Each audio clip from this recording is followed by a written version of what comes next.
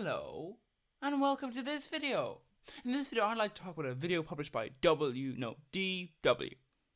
It's a different DW to the other one, and there are multiple DW. Anyway, point is, DW traditionally is relatively good, but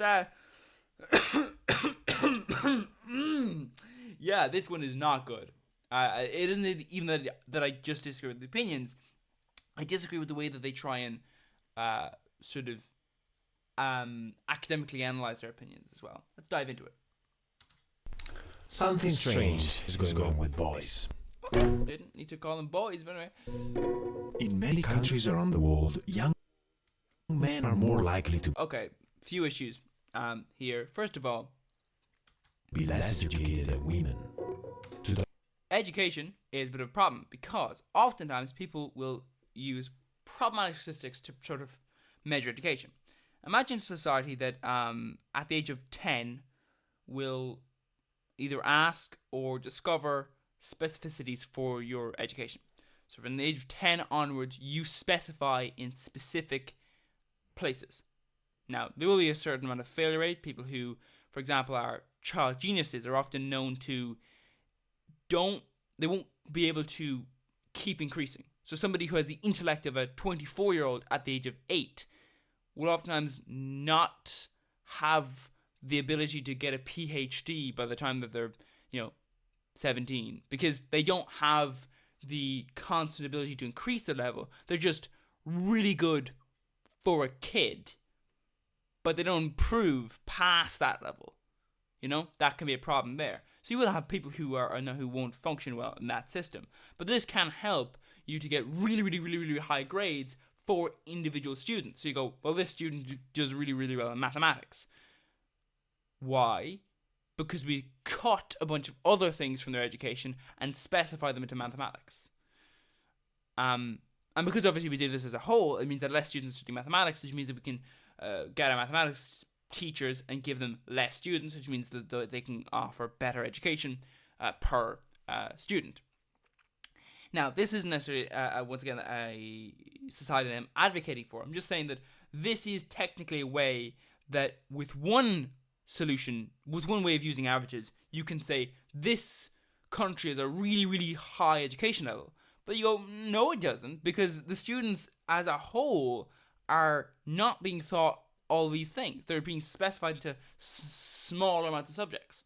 So, for example, in my country, there's roughly speaking, for like someone who's going to college, they've done roughly 7 different subjects. Other countries do not have that. 7 different subjects. There are other countries that have 3. There is a drastic difference between countries. It is dangerous to measure education as an average if you don't show what kind of average you're using. Because one average specifying is really good, and another average specifying is really bad for the average, because it means that you get basically an average student's maths level is really bad because most students are studying maths, or an average student's this level, or average student's that level, because they're not studying it. So it has to be something that all students are studying at that level. Otherwise, no, it's completely pointless.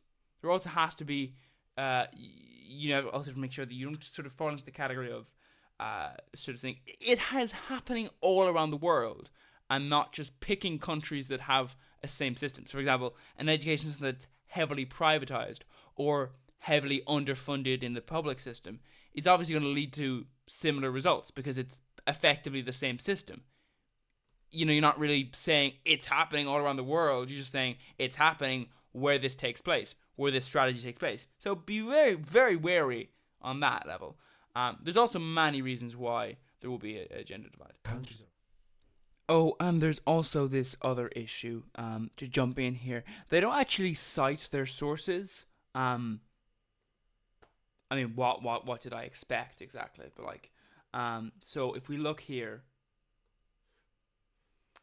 you can see that there is talk about all this stuff.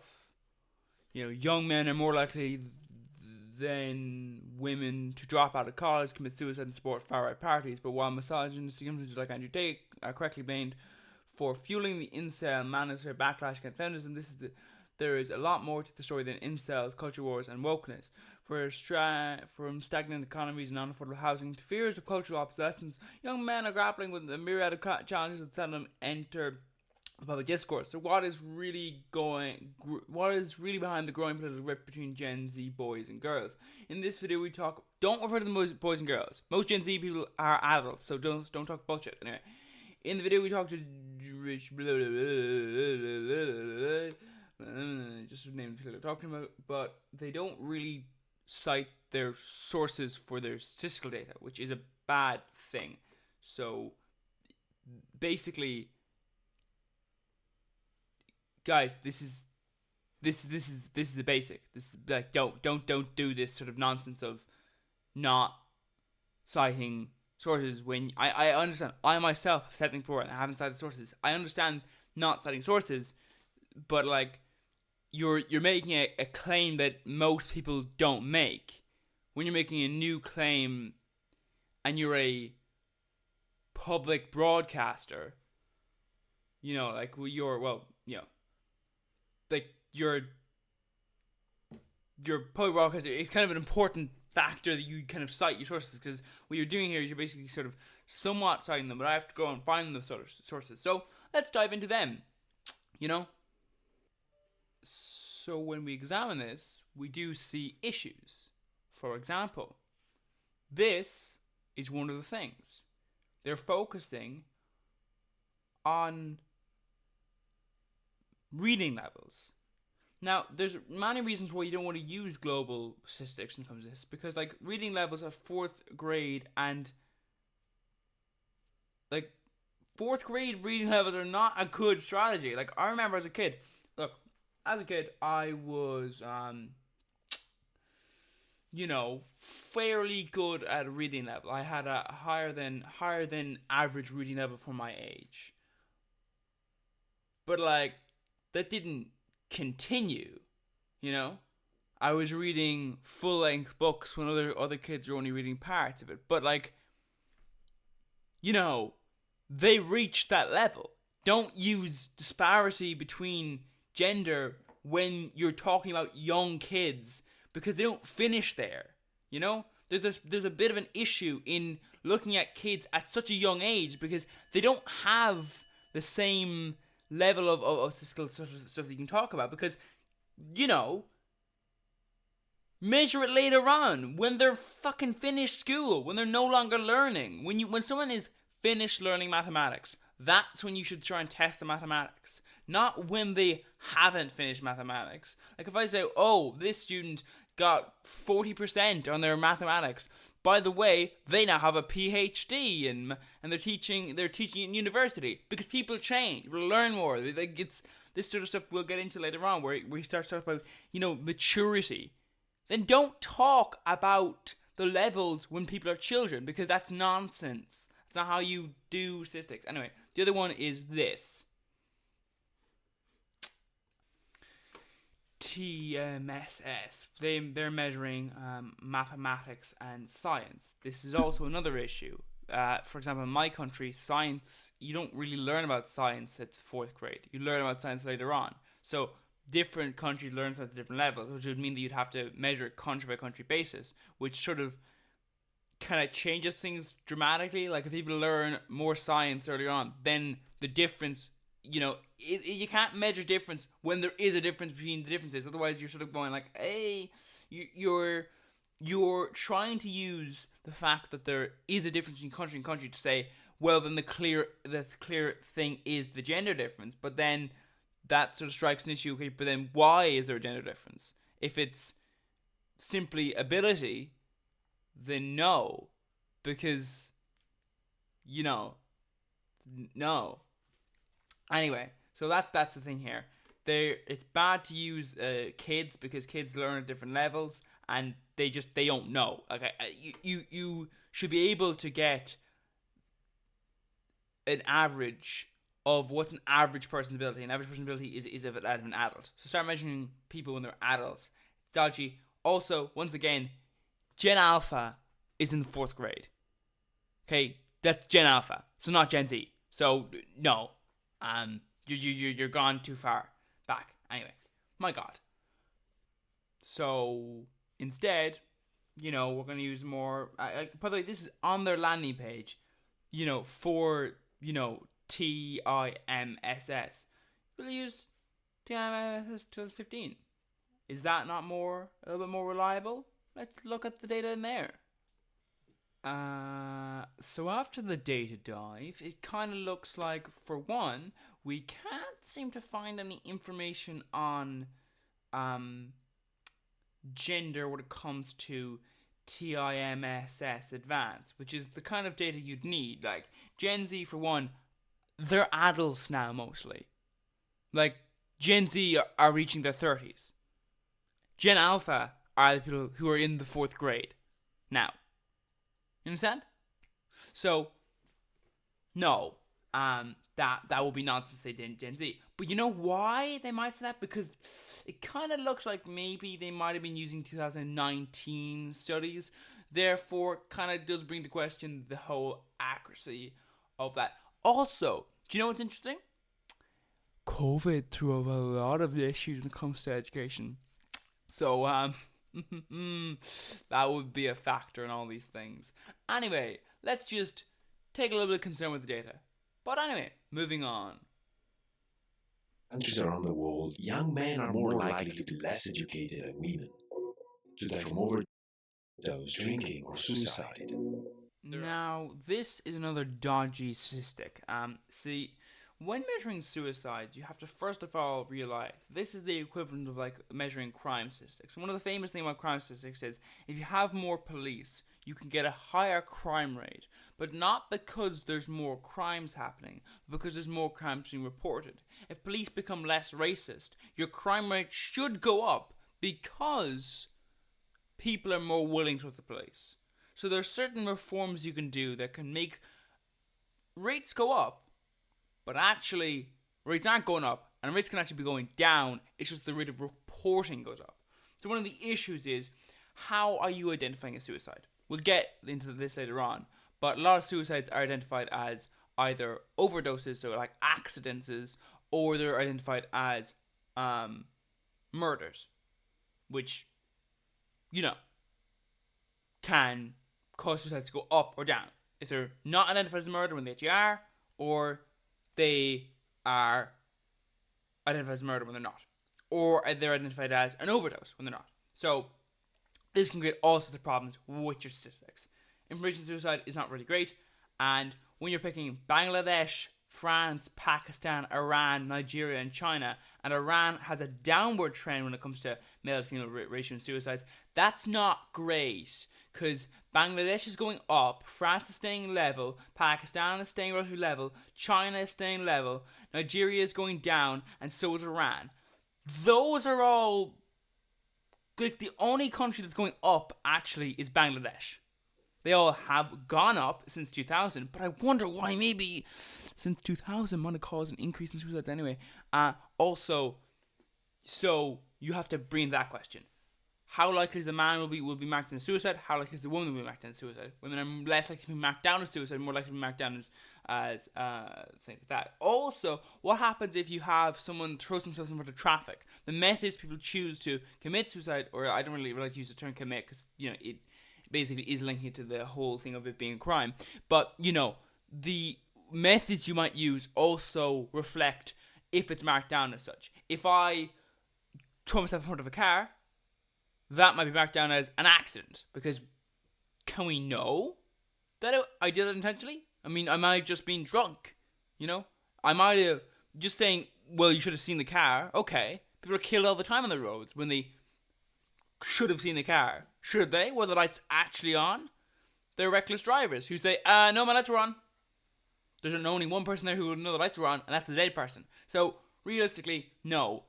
Suicide rates are not a great thing to use because there's so much issues in using them that just wouldn't be a very accurate method of analysis. Anyway, moving on. Found that while young women are... Traditionally speaking, if you're given a power position over somebody, it's a lot more difficult to willingly give up that power position. And especially when your position is already kind of bad. because then even somebody who's like, I would give it up if I was doing well, it's like, well, I'm not doing well though, so So the point I'm making is, men are privileged over women, objectively, in multiple areas. We'll probably get into them in this video. But the thing is, they're also disadvantaged because of race, of class position, of nationality. All these things take into effect whereby you as a man are not necessarily in a good position. It's just that you're in a better position than you would be if you were seen as a woman. What's interesting is, in some cases, you can have places where people will see you as something, and that can open your eyes to your position. So for example, a white person could not really even understand that there's racism in their country or in their surroundings, and they go, "What are you talking about?"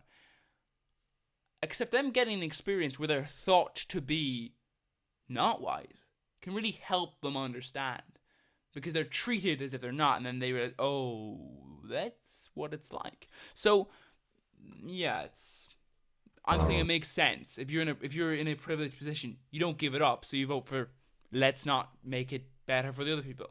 Average, more progressive than their parents, as you'd expect. Although this is by the way grouped in with stupidity. If someone's saying, I think we should tax the billionaires, and also we should have gender equality, you go, what, gender equality? No! It's like, bio, they're also saying tax the billionaires. You understand what that means? That means that yes, the women get more rights and get more closer to equality, but also, you also benefit, because, the billionaires are going to have less money. You understand that? My God, you really are fucking stupid, aren't you? From young generations, boys are becoming more conservative. Now, it's very difficult to define what it means to be conservative in one country, let alone around. It's actually not. It's difficult when you start talking about parties, but just ideology, it's not. The Overton window is an idea whereby you say, well, it shifts, public position shifts. So this was right wing before, it's now centrism. That's not how real politics works, though. That's how people sort of view politics. So, for example, in Americans are very twisted in their idea. They will see, they'll look at them and go, that's far left. And it's like, that is not far left. That is centrist. And that's not me saying that because in my country, no, because in my country, that's not what we have in power. I'm not saying that that's what we have in power, so that's centrist. That's not what we have in power. We have a right-wing government in power. So the point I'm making is that it's not me saying that. I'm saying that objectively speaking, there are policies that are on the political stream, sort of like this is a right wing policy, this is a right wing policy, that's a left wing policy, blah blah blah blah blah. Now that doesn't mean that they'll be viewed as such in those countries, but somebody saying I'm not a fascist and then supporting a fascist policy, they are still a fascist. Just because they're not identifying themselves as a fascist does not mean that they're not a fascist. You know what I mean? There's sort of a complicated thing there. It is a concern when you see people openly saying that they are a fascist. That's a concern. But it's still a concern if people are voting for fascist policy and just unaware of it. Anyway, just be aware. Around the world, but some experts think that one issue in particular could be driving this divide: gender equality. So why is this happening? Women are hardwired to get their needs met through a man. Women in America. This is not to be racist, but do you think it's a little bit weird that the stupid, sex-addicted, drug-addicted idiots,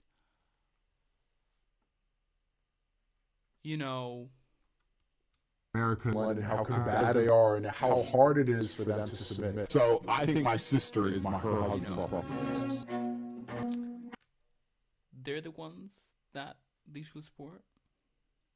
Like, think about this. Many are with them. These people are not smart. Misogynistic influencers like these are radicalizing young men. Andrew Tate is With them, misogynistic influencers like these are radicalizing young men. Andrew Tate is. That's true, by the way. You're right in that, they're radicalizing them. But it's interesting that they're not smart, though. These aren't the smartest people. As I say, that's not to be racist. I'm saying they're not that smart because of what they say. Like, think about this. Traditionally, conservatism and fascism do not bring their best to the public view. They bring their best to the private view. The people who are the best are the ones in the background. They're the ones who make decisions on where policy will go, what advertising will be done, all those things. But they're not the public figures. They're not the ones that shout the stuff from the rafters. They're not the ones who speak at rallies. They're the ones who work behind the scenes. And that's a bit of an interesting thing, isn't it? Like, Mussolini was a fucking idiot. Hitler was a fucking idiot. Like, really massive fool. Like, I don't want to be, potentially that could have been from mental illness. But the point still stands, stupid decisions. Now, think about that. Isn't it a little bit weird that they're really not sending their best to the public view, and yet that's who is well liked, that's who gets picked out by people? Because there are some relatively intelligent people who are aspiring public figures, but they're not the ones that win out. It's interesting, isn't it? It's a little bit interesting. Is definitely in the conversation the most dangerous person alive. But I spoke to some experts who think there's a lot more going on. Men who are struggling, who can't get status, who then feel insulted when this lower status group, women, is being assertive. And while they don't always agree, What? what they have to say might surprise you. They're not wrong to feel like their issues aren't getting much attention. No, they're not getting much. What issues specifically, though? Like, what are the specific issues? Because, first of all, a few things. Nothing that falls under racism can be counted, because that's racism. Nothing that falls under, like classism or like the economy. So things like poverty can't be counted because they affect everyone really, and even they affect the rich in the positive way. They affect the poor in the negative way. So you can't count that. Something like poverty, that can't be counted because that's just overall. All these things, the environment is collapsing, so you can't be. There's so many factors that are involved that you just can't count. So you have to ask, what are the specific things that affect men because they're men? Not because, not men, oh, this doesn't affect you. Yes, it does affect you, but it doesn't affect you because you're a man. That's the key point you have to understand. Anyway. Much attention. I reached out to who I think might just be the best experts on this topic, Richard Reed. Do you think that? That's great that you think that. I reached out to who I think might just be the best experts on this topic, Richard Reeves, the president of the first and maybe only think tank in the world. It's lovely that you think that, but I think not. Focused on the problems of boys and men. That sounds like a fascist thing, I'm gonna say. The first think tank. Okay. Yeah, that sounds like a fascist thing to say. That's like, yeah, I can imagine this will be in a documentary, like 100 years from now, how England or America or whatever country fell into fascism. Oh, this think tank was involved. Of course it fucking was. Man. Alice Ev, talking with me from Seoul, as she's traveling the world precisely to write a book on this topic titled The Great Gender Divergence. And Neil Shiminski, a book on this topic titled The Great Gender Divergence. And Neil Shiminski, a professor who interacts daily with the young generation and is famous on TikTok for his videos on these issues. On TikTok, okay, well. A professor who interacts daily with the young generation and is famous on TikTok for his videos on these issues. Oh. Yeah, TikTok, well. Jump right in. That says a lot. Lately, we have seen a lot of studies showing a growing gender divide. Some have even said that Gen Z is two generations, not one, because on some topics like gender, boys and girls have very different opinions. I don't think it's Gen Z. If you bring up fourth graders and fourth graders aren't Gen Z, are they? Aren't they Gen Alpha? So what's going on? So if you look at South Korea, China, the US, and South Korea, China, the US, also across Europe, we see. Yeah, good they put it across Europe, because South Korea, China, and pretty, fairly similar countries. Women, they're not that similar, but women tend to express more progressive views, concern for gender bias, and also... Yeah, why the fuck do you think that is?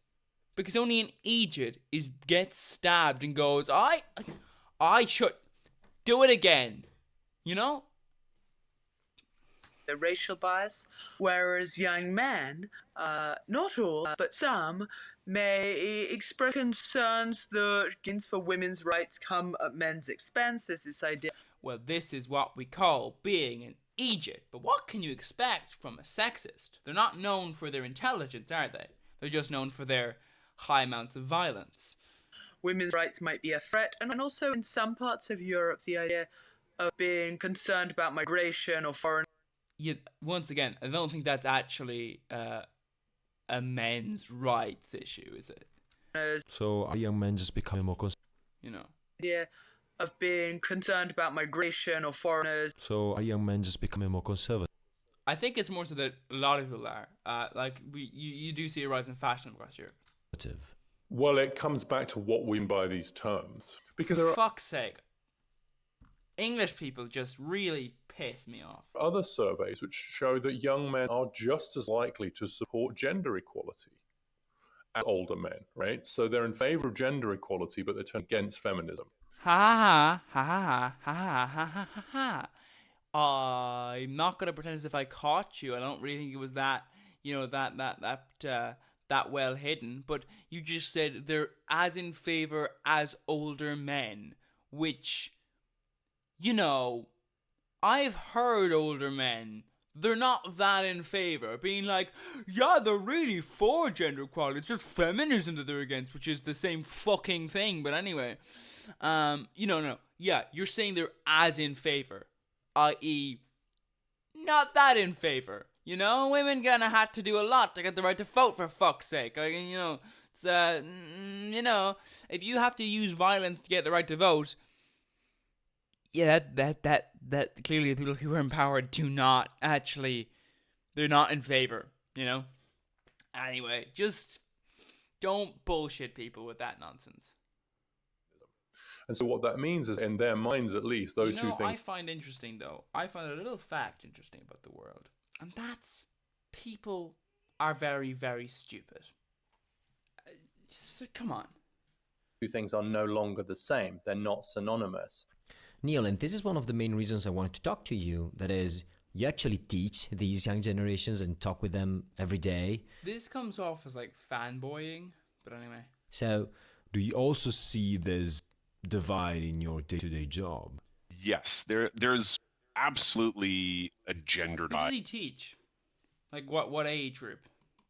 I see it in the students that I teach. I also see it, I should mention, I have a 15-year-old daughter. I attended her middle school, so her 8th grade. I think Gen Z is a great example, because like Gen Z is like 20, like almost 30-year-olds now, isn't it?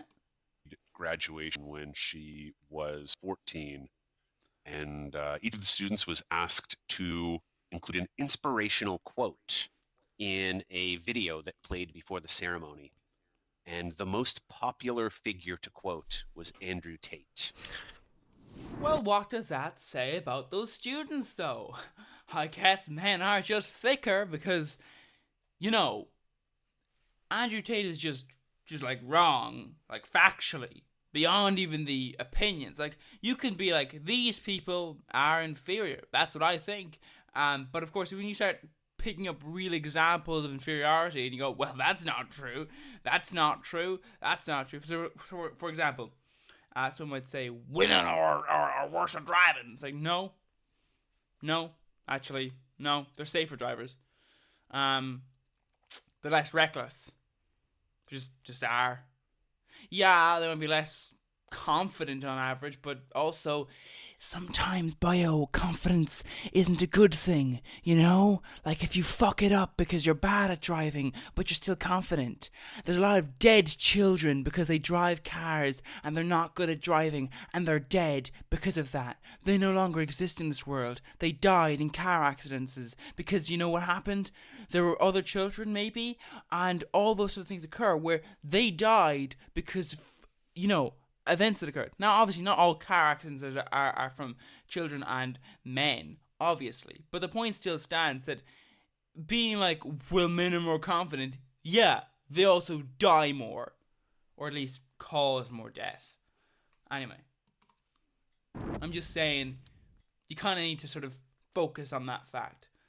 Really appeal to you? People have come up with various theories to explain this divide, like on-radicalization or backlash against women's rights, and we'll get to all of these.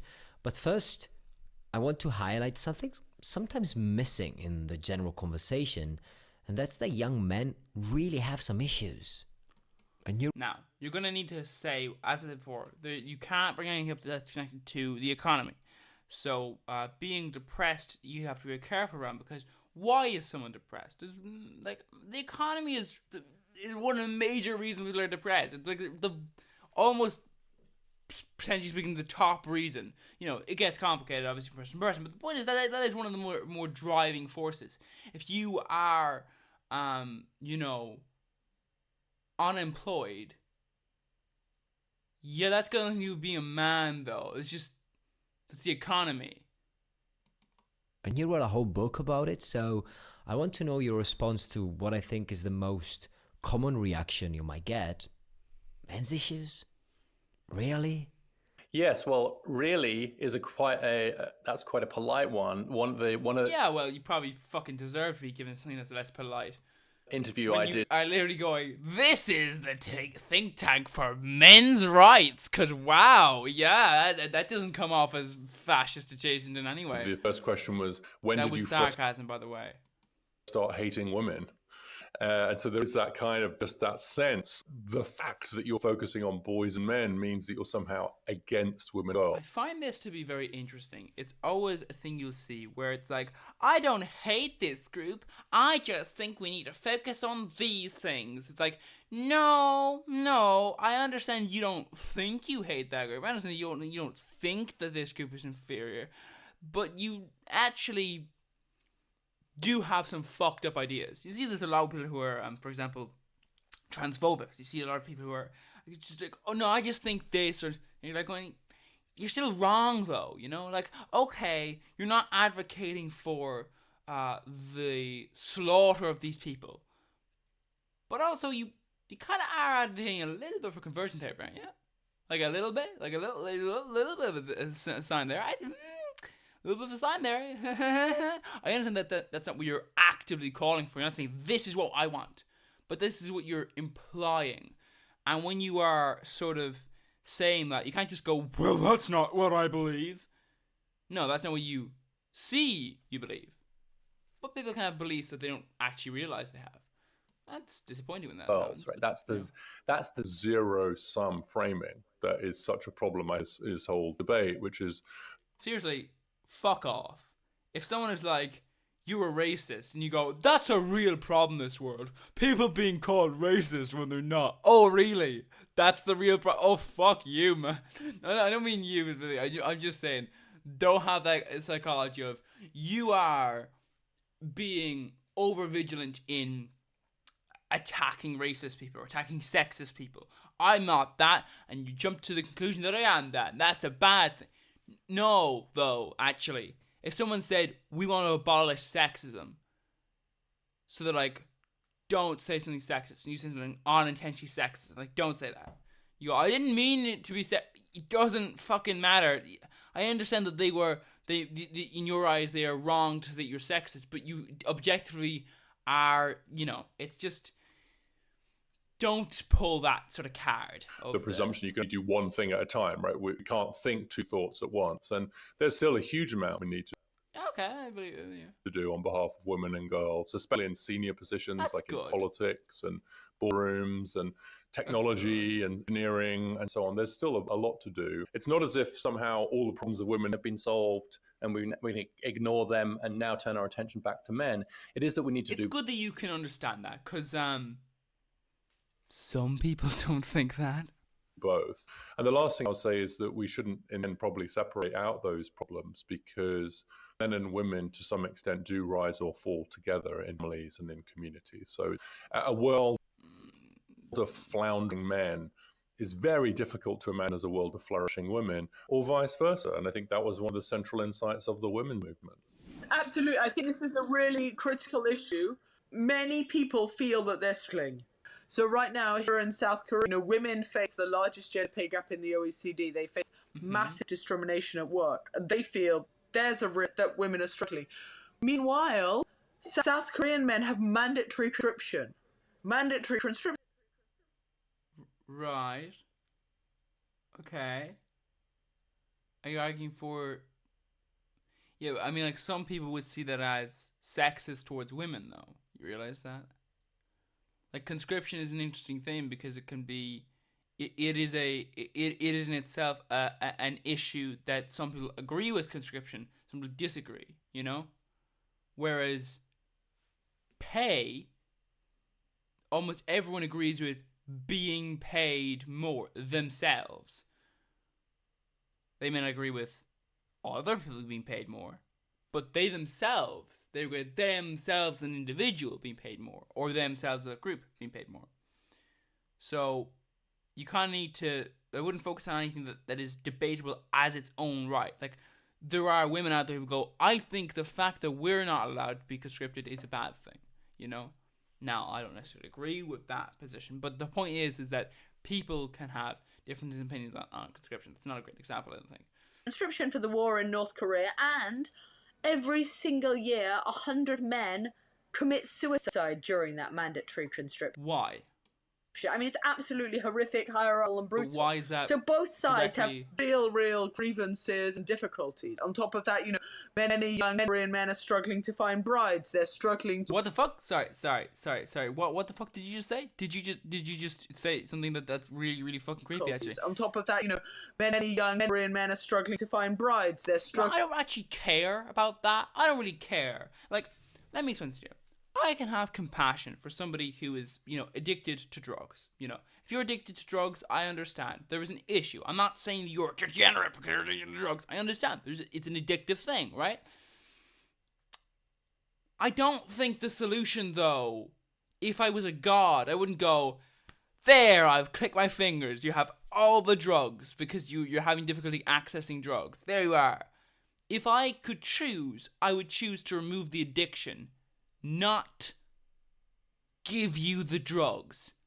The actual issue isn't your lack of access to drugs. The actual issue is that you have an addiction. Because having drugs is bad. You shouldn't have... This is not for all drugs, by the way, but for some drugs, they're bad. Now, obviously, there's nothing you can do about that. It's a fucking addiction. Like, that's how addictions work. It's an addiction. I'm not saying you're bad because you're addicted. No. I'm saying, though, is that if in a perfect world, we wouldn't give you the drugs, we'd remove the addiction. Obviously, can we remove the addiction? No. I mean, we can try and work on it by things like rehab, but in certain cases, no. It's very difficult to remove the addiction. But the point is, let's not just go ahead and just go and just try and give people the thing you're addicted to. Like, there's a certain medical reasoning behind giving people what they're addicted to, but overall, don't just go, the bad thing is they're having trouble accessing to drugs. Fuck off if you have a problem getting... Like, no, don't be a weirdo. That's just a very weird thing to do. First of all, if your issue is you can't get a bride, you're not saying... You're going beyond... Like, there's a weirdness factor to say, they don't want to marry me. That's weird in its own right to call that an issue. I feel like that probably, ends it there. If they don't want to marry you, that's where it ends.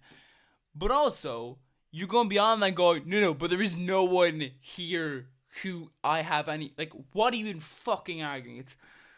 That's a profoundly weird tack to take. I don't like that. Struggling to achieve status in a very competitive society. Their parents have invested so much in their education, now they're unable to buy a house. So, parents have invested so much in their education, and now they're unable to buy a house. So, everyone is having a really, really tough time in a status competition game. Okay, and women are perfectly fine. They're able to buy loads of houses. Is that it? Like, don't bring up creepy examples of sexist or sex addicted men and go, well, they aren't able to deal with their sex addiction. Okay, maybe they should just not have the addiction. I'm not saying that it's possible for them to remove it. Once again, I'm just saying maybe the issue is the addiction itself, not the lack of access to sort of continue satisfying the addiction. Anyway, my point is the housing thing also doesn't great because it's not like women are buying loads of houses. Anyway. Game. So I am 100% with you that it's important. Those were not good examples for... And to connect to people and learn about different life worlds and learn about and build compassion and support for one another. So what issues do men face? And I'd like to start with education because some of the findings you have there are mind-boggling. Boys and men are behind in education at every level, from the age of 5 through to the age of 25. Can you measure education at the age of 5? I'm not sure if you can. So for this part, they do not cite any statistics. Now, as I said before, this can be okay, but it's not okay when you say you're an expert. First of all, you're part of a think tank.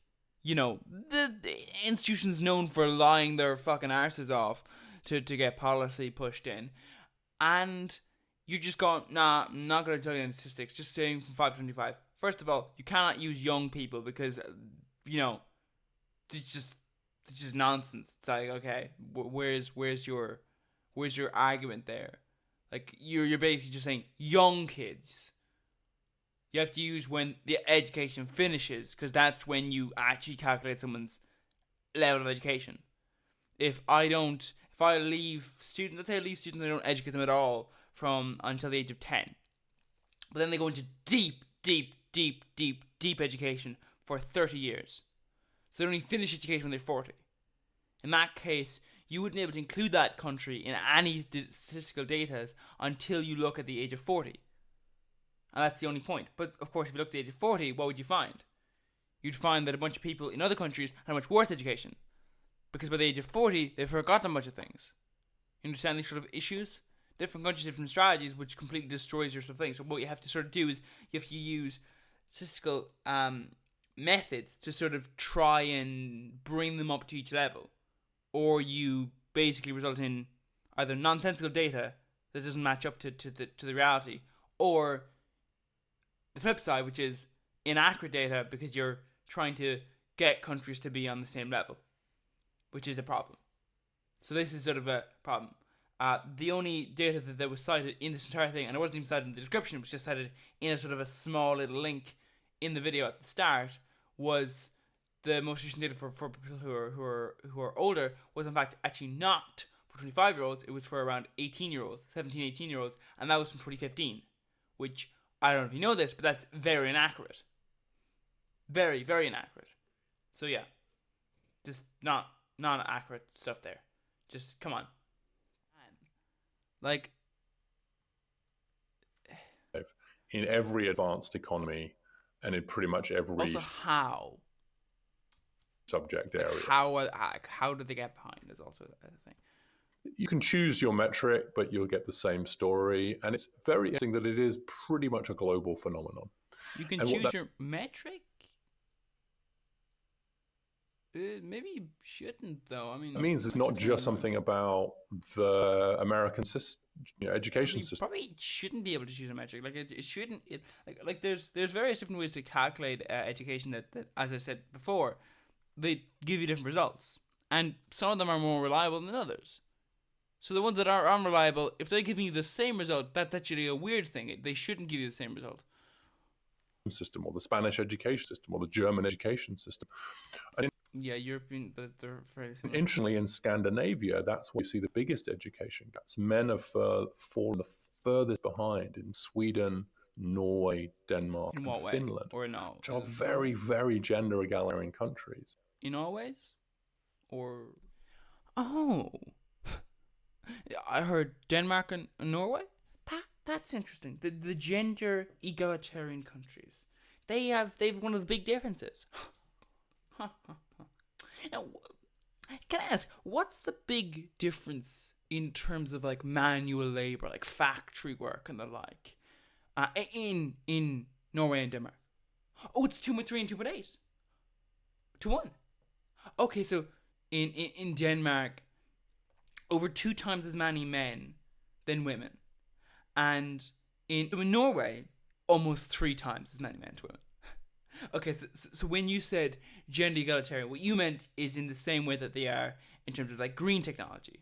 As in, they're not there yet, but they're leading the pack, sort of. Isn't that fun? Well, the thing is, when I look at education and I pair that off with where people end up with their education, I do focus on the fact that men traditionally take up more of the manual labour roles that aren't really traditionally taught in schools. And if they even are, that they're generally not included in education statistics. Or if they are, they're sort of outweighed by the other things like maths and science. So when you say that, could you quit the bullshit and actually not pretend as if those countries are like the best in the world and they're equal, because they're not actually. So fuck off with that nonsense. Just don't keep lying, bucko. This person in particular is beginning to annoy me, because this is really, like, come on. How many times will you just say something that is not really true? So that's a pretty consistent story, is that... There's an issue, as I said. What education things are you measuring? Are you measuring mathematics? Individual sciences? People, for example, use the word STEM. STEM is a fucking terrible thing to use on its own, because like STEM verges into multiple different areas that carry completely different sort of education levels. I studied STEM. Many different things were studied, so people specify. When people specialize. People specialize. You can't really just go this topic overall. Okay, yes, obviously the person who specializes in this specific part of engineering may have trouble in this other part of engineering because they don't study that part. They study this part. That's the point.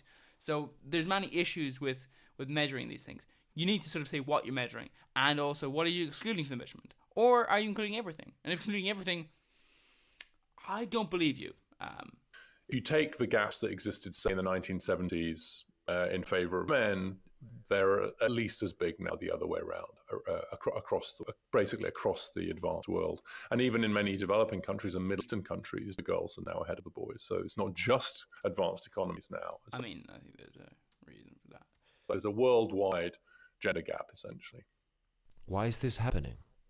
I think one big reason is that girls will typically just mature a little bit earlier than boys. So wow, this sounds really dodgy, but anyway. Their brains develop it earlier. They're not smarter than boys. So on the tests of intelligence, there's really no... How do you measure intelligence? No, serious question. How do you measure intelligence? You can't just say on an intelligence test. No gender gap at all. None. But in terms of grade... How the fuck are you measuring intelligence? See, this is where I have an issue, because do you know why there was gaps? There's gaps, number one, because one of the methods people used was they didn't think the one woman in the class, what is the level of that one woman? Okay, what are the chances of the one person when there's a disproportionate amount of people? If there's a disproportionate amount of people in a class, then you can't really measure that class's gender divide, because, different levels of people. You could have a very small number of people and then get the unfortunate dregs of people who are just like, oh, I'm going to do that subject despite the fact that I'm not good at it. So, for example, in my school, the traditional feminine subjects of like, cooking were majority women.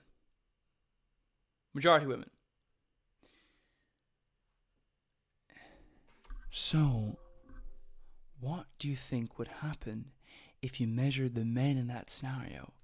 They're not going to be as well in the subject because they're going to most likely be the dregs. They're not going to be the best of that subject because, there isn't the option for the best to rise because there aren't the numbers. There was like like it was like a tenth. It was like 10%, 10%, or maybe I think it was 10% or 5% men. That's a very low number. A very low number. You're not going to get the best out of that. And that's the problem. Once again, are they sending their best? No.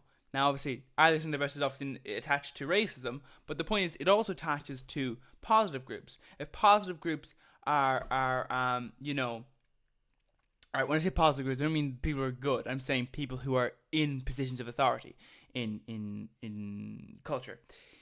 So men are not sending their best when it comes to traditional women's subjects, and I say traditional in a Western sense, So you see this sort of thing of this is the subject you're using, going, okay, but are you really analyzing that correctly? Because you can't analyze a subject if it has a gender disparity in it in any way, because you can have a situation where to refute what I've already said of not sending their best. Well, actually, sometimes they do send their best, because sometimes by virtue of the fact that there is an imbalance, it means that only the best people go into that. And what's interesting is when a group is in power, it tends to be the case that people who are not the best at the subject do the subject, and when the group isn't in power, which would be women, the group that the women who aren't good at the subject don't do it, and the women who are good at the subject do it, which means that in subjects that you choose, you're going to have a gender disparity, because the group that comes in who don't have power, which would be women, are only going to do the subject if they're good at it, and they're already going to be they're already going to be required to be at a higher level because they're women anyway in many places. So only the best women are going to do the subject, and only the worst men are going to do the women's traditional subject for women.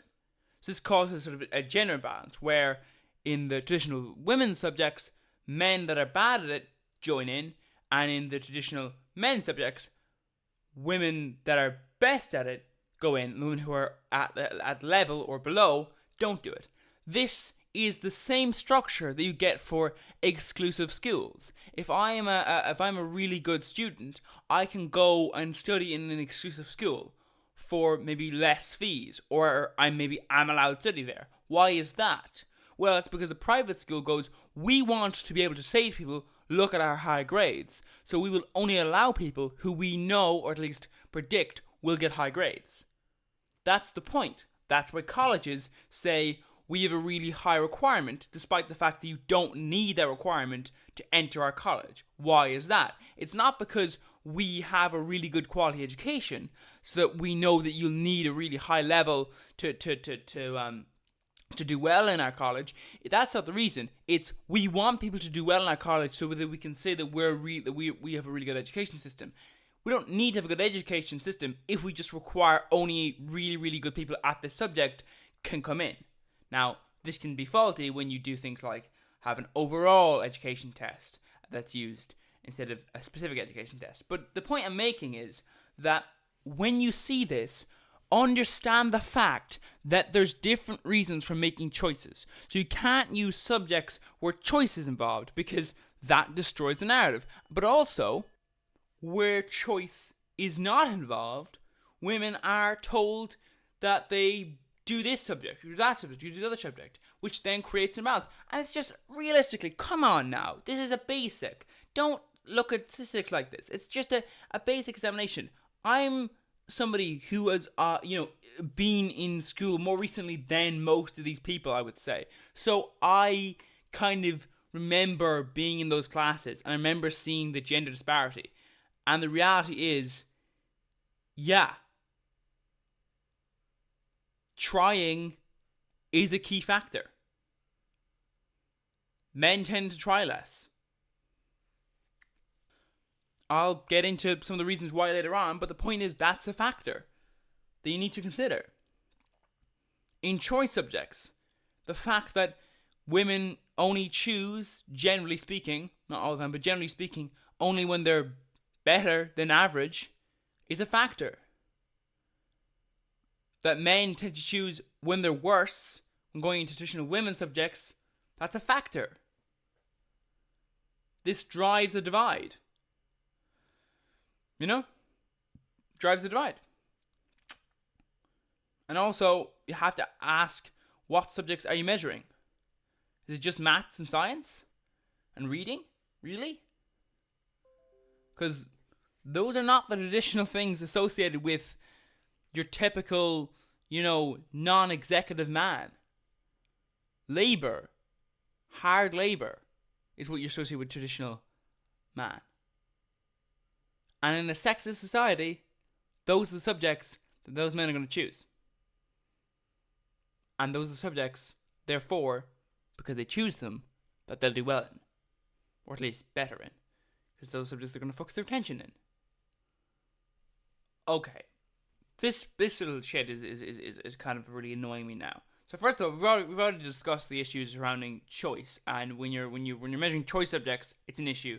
And when you're measuring subjects that people don't choose, it's also an issue because people are choosing other subjects anyway, which means that the non-choice subjects get negatively affected by the fact that people are choosing other subjects. So there's that already. We've discussed that already. That causes a difference. So that will be one of the explanations why women and men score differently on these things. Because if a woman is more likely to choose maths and a boy is more likely to choose, woodwork, then yeah, no shit, the math is going to be better because the woodwork is not being measured. For fuck's sake. Anyway, intelligence tests are nonsense. You cannot measure intelligence. It's too complex. One of the issues is that I've seen this all the time. I've seen people who are traditionally viewed as intelligent. I look at it all the time. I see somebody very intelligent.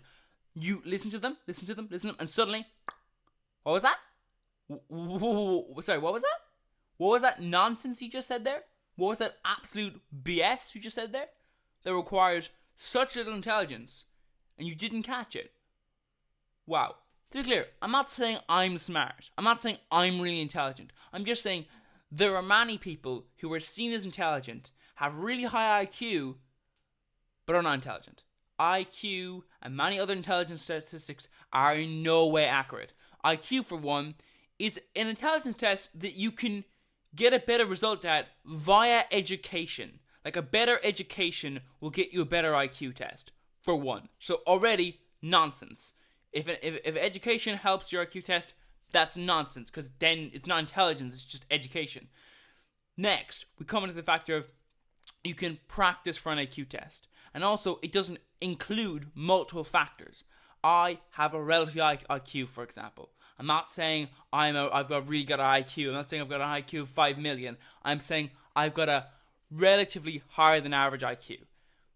But, guess what? That's still nonsense. Because, fucking great. I've seen what the tests I did to get that, and they were not in any way an accurate way of measuring intelligence. They measure those things that they measure.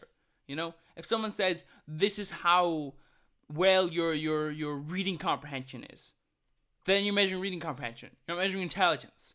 It takes lots of factors to measure intelligence, and there's very few ways you can argue that you can actually measure intelligence.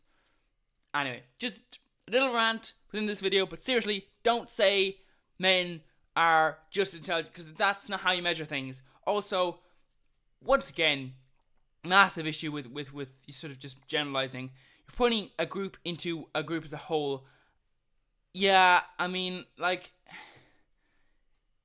okay, but no though, because if people are uneducated, then two people who are uneducated are as uneducated as each other. That's not really saying that they're not uneducated. They still are uneducated. They're just on par.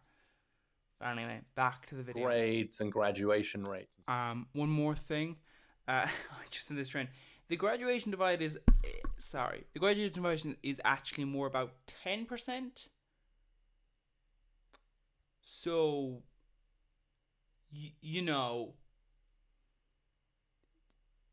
It's not massive. I'm just saying, it's not massive. To treat it as if it's wow, 10%. So, okay, that's dodgy to say that that's a massive divide.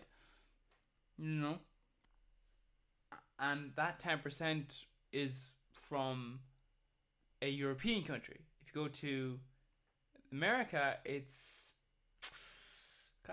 actually less. It's 6%. So yeah, the gender divide isn't that big when it comes to graduations. Young women and girls are typically doing better, and it seems to be that's like they just enter puberty earlier. That develops part of their brain. Right, but you've listed the age of 5, which I don't know if you know this, but traditionally people do not hit puberty at the age of 5. That's actually very unusual. Also, you really should not be using statistics for young children because it is inaccurate. As I said, people study different amounts of topics at different times. There are some places that at the age of 17 you'll only be studying 3 subjects, but in other countries at the age of 17 or even 18 you'll be studying 7. Realistically, Gen Z, I believe, is even are they in the 30s now, or definitely late 20s. So to go, I think it's late 20s. To go, maybe it's 30. Sorry, the point I'm making is, at the end of the day, you can't just go, look at this, these people are these age. Yeah, first of all, 5-year-olds aren't even Gen Z, are they? And as well, if you're using statistics like age, differences, you're gonna have to point out the fact that but 5-year-olds learn different things in different countries. So it would be unusual to see your tests do the same thing. That implies you did something to those results. For example, changing them to for that purpose, which would be odd. Their and brain throw off your results anyway. The frontal cortex earlier. So girls aren't smarter. Unless you're literally shifting the results each country and then going, well, this country got this result, this country got this result, and there's a difference between the two groups. Okay, but then there's a problem now of, and so you're saying that 5-year-olds are a reliable source for your study? Is that it? Smarter than boys, but they do get acts together a bit earlier than boys, and the education system really rewards that, as it should. It means that to some extent girls are at a natural advantage, especially in adolescence. So what happens when these men leave school, when they're in economy? So, before we get into that, I'll first of all just, if they go into the economy is becoming more and more and more and more and more hands money to the wealthy, right? All the time. I mean, that's just a natural way that this economy runs. It's don't. This isn't a mistake. This is just how it works.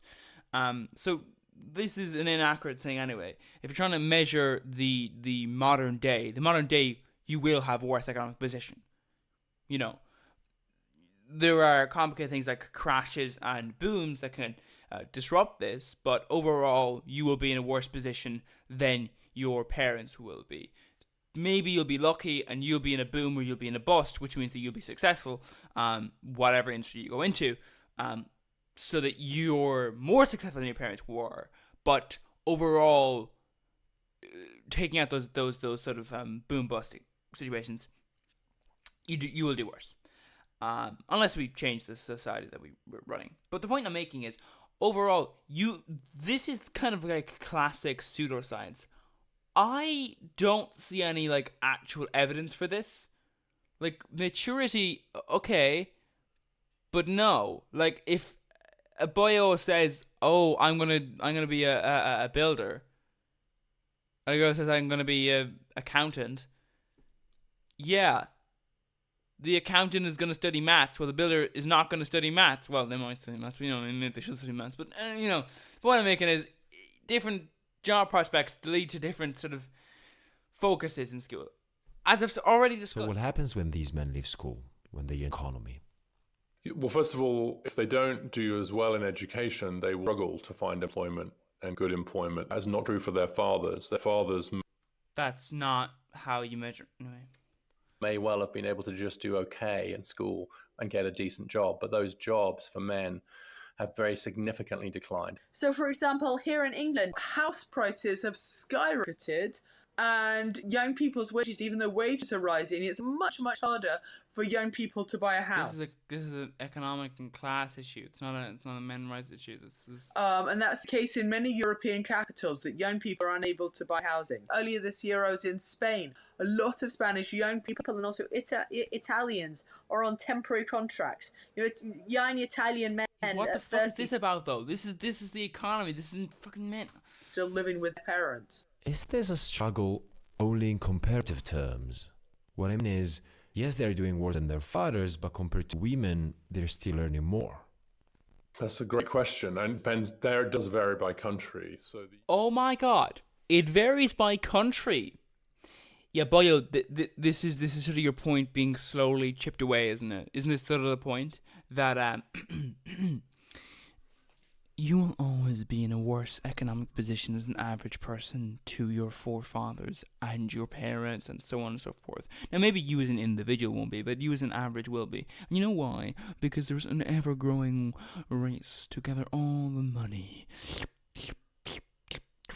Now, if you're Jeff Bezos, you can protect yourself against your money being sacked away. You can ensure that you have safe investments. You can ensure that nobody will steal from you. But if you're the poor person, or the middle class person even, that's not as easy. Because when the prices go up in all the shops, what do? Do you just not eat? As long as you can afford to pay to eat, you will.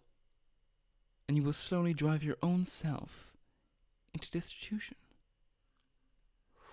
So, my point is this, that is exactly the key point. It doesn't matter that you did worse than your parents before you. That's how the economy works. It doesn't matter that prices are... Also, by the way, did they just say here in England, the previous person? I thought they were in Seoul. Anyway, the point I'm making is, it doesn't matter if house prices are higher. That's what happens. That's what it occurs when the system is structured in this way. Like, if a house costs 300,000 and it's in the country, yeah, that's 10 years of work, and you're not eating, paying tax, or anything else. Yep, that's going to be a bit of a problem. You know? Significantly in the last few decades, the richest people in the world have over 200 billion as literal, like, just one. Not like collectively, just one. The second richest has like 194, then it's like 180 something, it's 180, then after that's 183, then it's like 100. You know, what I'm saying is, these are all, like, if you add up the top, like, 8 billionaires, you reach $1 trillion already. I think it might even be the top 6. I'm not quite sure. I think it's the top 8. You know? So these are the kind of things you should start to calculate. And obviously wealth fluctuates. But the point I'm making is that at the end of the day, these are the things where money's going. It's going up. It's not going down. It's not staying where it is. So yeah, sorry to break it to you, but you will be poorer. You will always be poorer. You will always get poorer. Now, obviously, not in normal terms. Like, you won't start having less physical number amounts of money because, we'll print more of it and we'll, do all that sort of thing. The value of money will go down, though, so that your money overall will go down. But in real terms, you will get poorer. That's how that works. This is how the game is played. Moron, like, fucking this is how it works. Like, don't be upset when the game works the way it's supposed to. This is how it's supposed to work. Like, just come on. This is quite unusual in the fact that there's been this absolute drop in male earnings, right, for the bottom half, let's say, of the pot. What the fuck do you think that's from? My God. Does no one who studies these things understand the economy or anything? Like, it's okay, labour force. That's not true in other countries. In other countries, they've at least seen some wage gains. But in all countries, they've seen a significant shift in their relative position relative to women. Now, of course, that's... Okay, I'm going to explain something to you, Bio. Okay. So let me just quickly explain this to the thick ones out there. Let me just do a little bit of a showing for you. So here we have ourselves a wonderful little graph. Okay, so this graph is going to measure your wages, but keep in mind there are two main groups. Well, basically there's one group: the billionaires and the millionaires. So the uber wealthy need to always see an increase in their wealth, and they always do. By the way, this includes after the 2008 financial crisis. So we see there's a constant need for them to increase their wages. At the same time, the middle classes tend not to change all that much. So you can't really be dragging from them. You can only really drag from each other. The billionaires and millionaires are always going to see their wealth increase. And the billionaires and millionaires also, as I said, have the protection that their wealth won't be taken from them. So this means that pretty much the only way that the billionaire is going to lose wealth is if they lose it to other billionaires. So this means that what's going to happen is your wages are constantly going to get scrapped. Now, this might be through things like printing more money. If there's more money printed, this means that your wages overall go down. This is through a process known as inflation. I'm not being condescending, I'm just making it simple for some people out there. And that's the point. So that's your money's always going to go down. Now, if there's an oppressed group that should have been up here because that's the real wages, you might say, well now, now, surely that's my money because I'm seeing my wealth get capped. But this money here, before, they were down here before. You were never over here. You were always, they're over here. They want to reach this point. They want to reach a point where they're at that point. They're at that cap. But they're not there yet. So you're seeing a gender pay gap and you're going, but they're getting the money because I'm losing the money because I used to be up here. No, bucko, that's not how it works because the billionaires are the ones siphoning off that money and giving it to themselves. You may say, well, where are these people getting the money? Well, partially speaking, they're getting the money from the billionaires who have to pay them more, but it's not that they're getting the money from the billionaires, it's that the billionaires aren't able to grow any more money. Traditionally, their money would have gone here, more and more money, because when they were down here, for example, loads of money went to the billionaires. They still had jobs with billionaires, or they didn't have jobs, but their family had only one earner, and that meant that money could go to the billionaires. And that's the key point. Before, when they were down here, money went to the billionaires. Now, it's not that billionaires are returning the money, it's that there's less money going to the billionaires from women. But of course, still lots and lots and lots of lovely money. In terms, it is trillions going to those billion and millionaires. And that's the key thing you need to understand, buckos. If you're going to talk about gender equality, guess what? Sometimes, I'm not saying you should be a communist, I'm just saying sometimes being a capitalist is fucking stupid. So when you hear an English little prick start talking about the economy, I do wonder, perhaps maybe this little issue of the caps might be the problem, because women haven't actually reached the cap yet. So seeing as they haven't reached the cap yet, well, you're complaining that the cap keeps getting lowered, despite the fact that you're seeing the billionaires keep growing. I wonder who's taking your money. I don't think it's the women. I think it's the billionaires. But anyway, to return. Goodbye. That's the inevitable and positive consequence of more equality, right? Yeah. If women are doing better, we want that gap to close. But it's easier for people to adjust to that world of greater relative equality if they're also feeling like they're doing absolutely better off. They're absolutely better. But you won't do better off. Like the cap is as I said, the cap is becoming lower and lower and lower and lower and lower and lower and lower. That's just how the economy works. You can't be a sexist and blame on women. It's got nothing to do with women. It's got to do with the billionaires. It's got to do with the millionaires. It's got to do with the economy is structured. That's the way it is life. That's the way life is structured. We covered economic situation, but there's more to life than the economy. Don't cover the economic situation. It's not linked to gender because it's linked to sort of, if I say I'm Amazon and your women's are going to get paid less, Amazon, if they have a gender equality thing, is now saying I'm not going to pay you less than the men. The men are still being paid fuck all as well. You're just being paid equally. The point I'm making is that it's still the wealthy and big businesses and business overall that are making those decisions, you know? So, yeah. Are men doing on other metrics? And you mentioned this study in your book that found men who commit suicide were likely to use... I know I used it too, but it's best not to use the word commit suicide. Just, just try and avoid doing that. It puts the onus on the person who's having trouble in their life rather than the person who, is causing the issue. Of course, as we'll get into, sometimes these troubles are really creepy, like men wanting to have sex against people's will and then being told don't do that. I feel like if that is the reason that you're depressed, go ahead and shove a knife in your mouth, because the world is better off without you if you're just basically a wannabe rapist.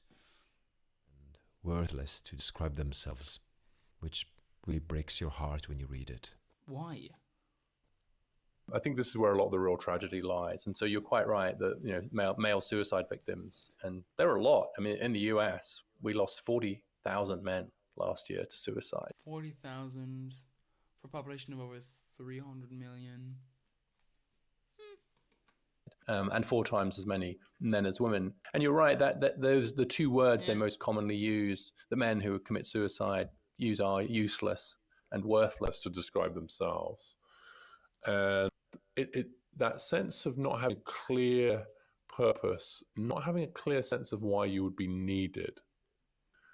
I don't know if the US is a great example, though, because there's an insane access to guns, and there's also, various pretty sure. A couple of suicides have been after various actions of violence towards, Or that it's a human universal need to be needed. And I would say... Why? I don't think that is a need. I think, that's not really a to be need. Why? When you're... Imagine you are in a valley. The valley has loads of food for you to get access to, and you're not doing back-breaking work to survive. Nothing happens that's bad. It's just you live your life. There's no one else there, but you live your life. It's joyful. Why are you unhappy with it? I would approach that question and go, well, is the person who's unhappy, are they naturally unhappy? Or are they unhappy because that's the way the world we have now is telling them to be, and that's the memory of this world is in that place when they are given all the sustenance of life. And that's the thing, And you go, well, maybe that's a problem with the way our world is talks about it in general, but Say that for a lot of men right now, it's not clear to them that they are needed. Do their Why would they be? Need them? Does their wife or girlfriend need them? Does the labor market need them? Who needs them? It's weird to say you want to be needed. Okay, and there are 8 billion people on this planet. You really should not be needed. It's a bit of a concern if you are needed. Are they needed? It's not a good system to be like, we are really dependent on this one person amongst 8 billion. Oh, God. That's necessary.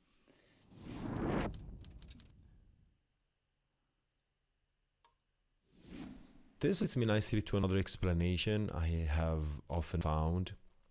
And by the way, these are not mutually exclusive. In fact, they're all interconnected.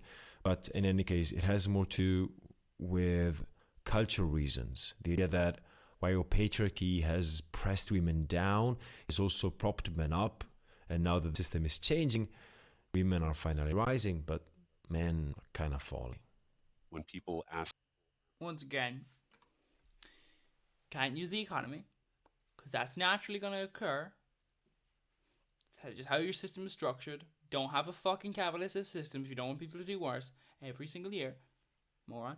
Anyway, also, this feels a little bit like someone saying, I'm not allowed to enslave these people anymore, and that makes me upset. Well, fuck you, actually. Fuck you. Because No, fuck off, actually. I don't really feel sorry for the fact that you can't enslave people anymore. And I'm not saying that that's what all men who are upset are complaining about, but I'm just saying that is certainly a factor for some people, that is the way they see the world. They see that they have less control over people, but not their own lives, but over other people's lives, and they see that as a bad thing, which I feel like is a little bit like, well, no, fuck you, actually. Ask me these questions about the anxiety and the crisis of masculinity. Masculinity is always in crisis. We are always fearful that we are not as manly and masculine as our fathers. Do we, actually? Or is that your own issue? Your and grandfathers. Both of my grandfathers were manual laborers in mining. You think that might be a thing that might have an effect on education? The fact that if you're a manual laborer, you're kind of told you don't really need the education because you have manual labor to fall back on. Like, the fact of the matter is, like, the trades, for example, are a thing which is almost always in that there's more demand for trade people than there is supply. So if there's constantly that thing there where you're always like, you can fall back into this, well, yeah, that's going to affect people. And then when they realize, actually, they're not that great at that job. Like, you know, there are people who just, like, destroy houses because they think, well, I can build. It's like, no, you can't. No, you can't. And then they do it and they, you know. So that has an effect in things. That's one of the major effects that I think that would have an education, which is that the trades are a massive issue. Like, women are told, no, you have to take out this education, while men are told, no, you can just do the trades. Which, yeah, you know, that's not laziness, but what it does is it causes laziness in education because there's a focus on outside education. You know, they could diagnose and fix cars with their bare hands. I don't have those abilities. I can't possibly live up to whatever standard they embody. Right. And isn't that a path you've chosen? Feminine of you. It's incredibly feminine of me. Yes, I. Is it though? Is it though? I feel like that's more of a path you've chosen, though, isn't it? You know, I work in college and I talk for a living. I think that historical context. But that's not like a feminine thing to do. You know, can provide some comfort that actually what we're experiencing right now. I think what people are misunderstanding is that manual labor is a poor person's job, effectively. And specifically, historically, considered to be a poor man's job, but specify the fact that it's a job thing. See, the woman is still expected to do the manual labor. They just aren't paid for it. It just isn't considered a job. It's considered part of keeping the home. But if you're going out to get the sticks for the fire, you're still fucking collecting the sticks. Like, just because you're not being paid for it doesn't mean you're not working. So there's the issue of mentally, just people are very stupid. And you can imagine that if you're part of a group that is winning over another group, over the other groups that exist in that society, that you would, when you're not doing that well, if you're an idiot, you won't really realize that, and you go, "This is the way it works." Okay, but you say you work in a college. Is that traditionally, historically speaking, a women's job? No, it's not. That's not true. The thing is, it's a job of the wealthy, and you're not as wealthy as those historical men. Understand? So it's not feminine of you. It's just that you're taking the role of those wealthy people, and you ain't got the cash to back it up. Now is totally normal. I take your point that everybody always worries about a crisis of masculinity, but at the same time, there's obviously something extraordinary that perhaps we have never seen in history. The Me Too movement and the feminist movement since the 70s. So I take your point that masculinity is always in a crisis, but maybe sometimes there is a crisis. I mean, fair enough.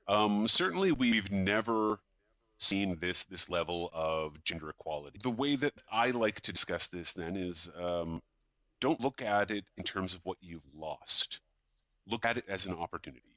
Look at what you stand to gain. So sure, men. What do you mean by that? Are no longer the default breadwinner. That means that we can be something else. That there's room there to have. It's always interesting when you look at this, which is like, I think it's helpful to imagine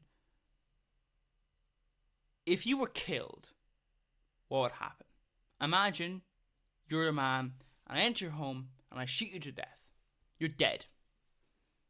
Are you saying your family should die because you're the breadwinner? It's a man's job. Is that what you're saying? Because it's not efficient. And I just find this sort of bullshit, this is my role. Why, though? Pathetic moron. Is it because you actually realize that you, as a not that rich person, you feel like you need a little role in life? You feel like you need someone to oppress? Is that it? You feel like someone needs to be below you? Someone needs to be dependent on you? Well, that's just pathetic, isn't it? It's pathetic. Discussions with our partners, with our families, to explore the possibility of working part-time, of being a stay-at-home father. These are opportunities that being the default breadwinner denied men. I think that within this framework you can add the backlash explanation. So the idea that we're seeing a pushback against women's rights.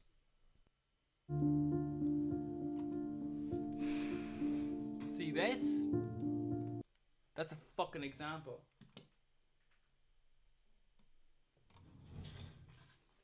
Okay, so I think there are two elements. So first of all, if we look at education, women tend to be more educated than men. But I don't think that in itself is causing the problem. The backlash is when... What I find interesting is, in a sexist society, women aren't allowed to pursue an education as much as men. But as you remove that sexism, there's still a little thing that arrives, which is the manual labor part of things, the traditional things that aren't seen in education. These still stay. They try to open up to women, but they still pretty much stay with men, right?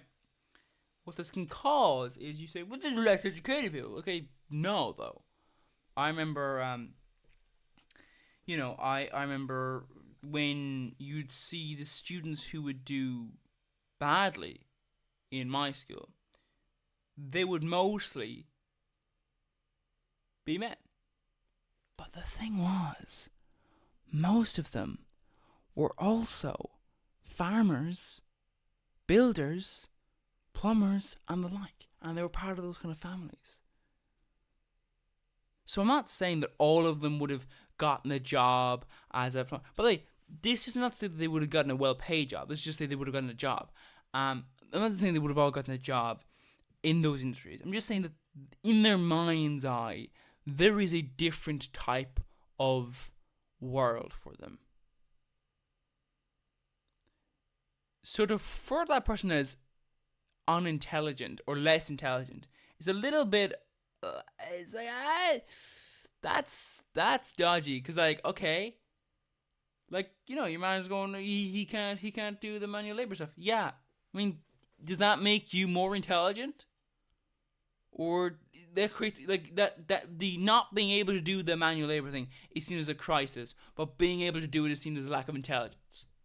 Do you see how that sort of creates a problem? You go, this is a crisis, but also this is lack of intelligence. How do you work that out? Men feeling like they're economically struggling compared to other men. So men care about their status relative to other men. So a man is, in inverted commas, a loser. So if he is unable to get a house, a nice job, a nice car... Sorry, what? And keep up, a loser.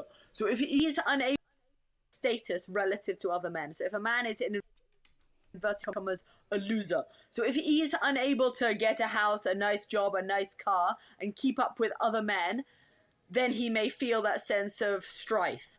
And one of the biggest blowbacks to inability to achieve status or relative status among men, it's not just that you can't afford it, you can't have the lifestyle that you feel entitled to, but that you may become unattractive towards women. So men who think that they feel entitled to, but that you may become unattractive towards women. So men who think... A thing which is profoundly creepy, by the way, to go, is this not attractive to you? Is this not? Like, okay, maybe, just a suggestion, don't be a rapist. You know, I mean, that's just a suggestion from my point of view. I just think maybe you just shouldn't do that. You know, you shouldn't do that action. And a lot of people just seem to be unaware of that. Who think that their fathers were in a better position to them now, and then they're told, oh, that more men are remaining single, is that sense of being snubbed on the dating market. Why the fuck do you care, though? Here's my point. Why do you care? Incels are very interesting in the fact that they are pathetic to a degree that almost no other group has claim to. Because I understand the economic thing. It's actually not linked to them being men. But that's why I don't like it being in this discussion. But, you know, economy, fair, yeah. Being poor isn't fun. It just isn't fun. You know, not being able to eat is not fun. But being entitled, feeling like you're entitled to drugs, is not what most drug addicts, at least from my point of view, think. They want them, but I don't think they feel entitled. You have an addiction does not mean you feel entitled, that you should have this thing. You just think you have to, and you do kind of have to, you know? And it's very weird when you internalize this feeling of need into entitlement. That you deserve it. Why do you fucking deserve it, you pathetic little shit? No, you don't deserve it. So don't act as if, you know, this is a world where you can just do that. Like, I'm sorry, but maybe you want to change the tack. Because from my point of view, fuck you. Like, you're angry about being single? Fuck off. Like, that's a personal choice of people who are around you. Like, if people don't want to be a partner to you, fuck you. Don't go, oh, but no, but me. Okay, tough. It's not that bad. And if it is bad for you, consider what that might mean for your own mental state. That sense of being unwanted by men, that hurts men's egos. So I don't think it's... Yeah, but that's just pathetic. About all men failing, because some men, you know, in Munich and Berlin, they're on a lot, you know, they're earning a lot of money. There's still a gender pay gap where men typically earn more than women, right? So some men are doing fantastically well, right? But some men are struggling. And also, if I can jump on that, it's the idea of... Some men are struggling. And also... If I can jump on that, it's... Did you just interrupt them? It's the idea of intersectionality. One shouldn't look at this only through the lens of gender. It's impossible to understand divide without looking at socioeconomic factors. Rich men... This is good. This is good you're realizing that. Are fine. It's really working class men struggling. Class and race are both very important. This is good. It's good you're beginning to realize this. But unfortunately, this makes the entire mass point be completely pointless. Because it's not an analysis of men's rights. It's an analysis of just class. So the gender gaps in the US are much better in education, employment for working class men. But in the US, in particular, is also an issue for black men, especially. The gender gaps between black boys and black girls, black men and black women are roughly twice the gender gaps for other racial groups. And so it's incredibly important to look at these things through that lens, as you just said, like looking at it intersectionally. It's a horrible word, but it's a useful idea. I mean, America is also probably a really bad example because... That lens, as you just said, like looking at it intersectionally, it's a horrible word. One of the things is, America's actually a terrible example because the way America structures its education system is large private schools, large amount of private schools. Sometimes they're, by the way, sometimes they're state funded, so they're free to go to, but, you know, still, you know, fucking doesn't matter. It's a private school. Like, what you expect? Like, if a private school is told, oh, and by the way, if you do a terrible job, the people can't pull their money. They can only pull the student, but also they can't pull the student because they can't really move away. So they're basically just stuck with you. And because you're a private institution, you can just make decisions independently of the government. Like, it means that you have really terrible education in many areas. And that is not really solvable without money. So disadvantaged areas in America cannot rise through the ranks as much as other countries. Other countries, there's less of a divide in the education quality based on these things. So America is really a terrible example. It's not obviously as bad when it comes to using gender because, well, usually speaking, you won't have all the girls get shipped off to one area. Sometimes you do in some areas, but usually, typically speaking, a girl and a boy are going to be going to at least the same area. Now, unfortunately, you do get schools that are, that are not mixed when it comes to gender. That can be a problem because then two different schools can have different quality. But there are issues there. But in general, there's more of a divide when it comes to race because people of color are put into specific areas. This is where you people live, and I'm not saying that. I'm saying that's what is said, and that obviously causes problems because then you are effectively reinforcing poverty. Word, but it's a useful idea. One of the big moves, particularly on the center-left side of the political spectrum, has been to move away from focusing on individual responsibility to structural disadvantages. And I think that, of course, both are important. But if we look at like why, for example, in the pandemic, why were Black Americans so much more exposed? We didn't say, well, it's because we didn't typically, it's because Black Americans weren't wearing masks or they weren't doing anything. We thought, no, it's because of poverty, it's because of neighborhoods, it's because Black Americans are more involved in frontline work. And similarly, I think that women's movement actually moved beyond an individualizing approach. It was more about the shoulder pads, right, and the voice training, and more about, no, it's about childcare. It's about the structure of careers. It's about the way employers think about family life, right? It's structural. There are structural barriers to women's inequality. Well, in just the same way in education now, who creates the structure, though? Boys are struggling in education, which they are. They're really struggling in this room. We should do the same thing and say, what is it about the structure of education that might not be working very well for boys? So if I understand correctly, more educated men are also more likely to support feminism. Yes, absolutely. So educated men are also more likely to support feminism. Yes. Yeah, I mean that kind of comes from the turf, though, doesn't it? That sort of where not educating people does lead to them be Yes, absolutely. So young, educated men they're doing fantastically well, right? They're doing fantastically well, and when you're doing fantastically well, you're less likely to have that zero-sum mentality. They're doing fantastically well. It's a bit of an extreme point to be like they're doing extremely well. Like they're just really. Also, by the way, don't ever just use the vague term of they're doing well. Okay, what do you mean by that? Like if someone is, doing a master's in a really, really high class education point, they're actually not doing well economically. Like economically speaking, they're quite poor unless they've got some sort of a familial connection.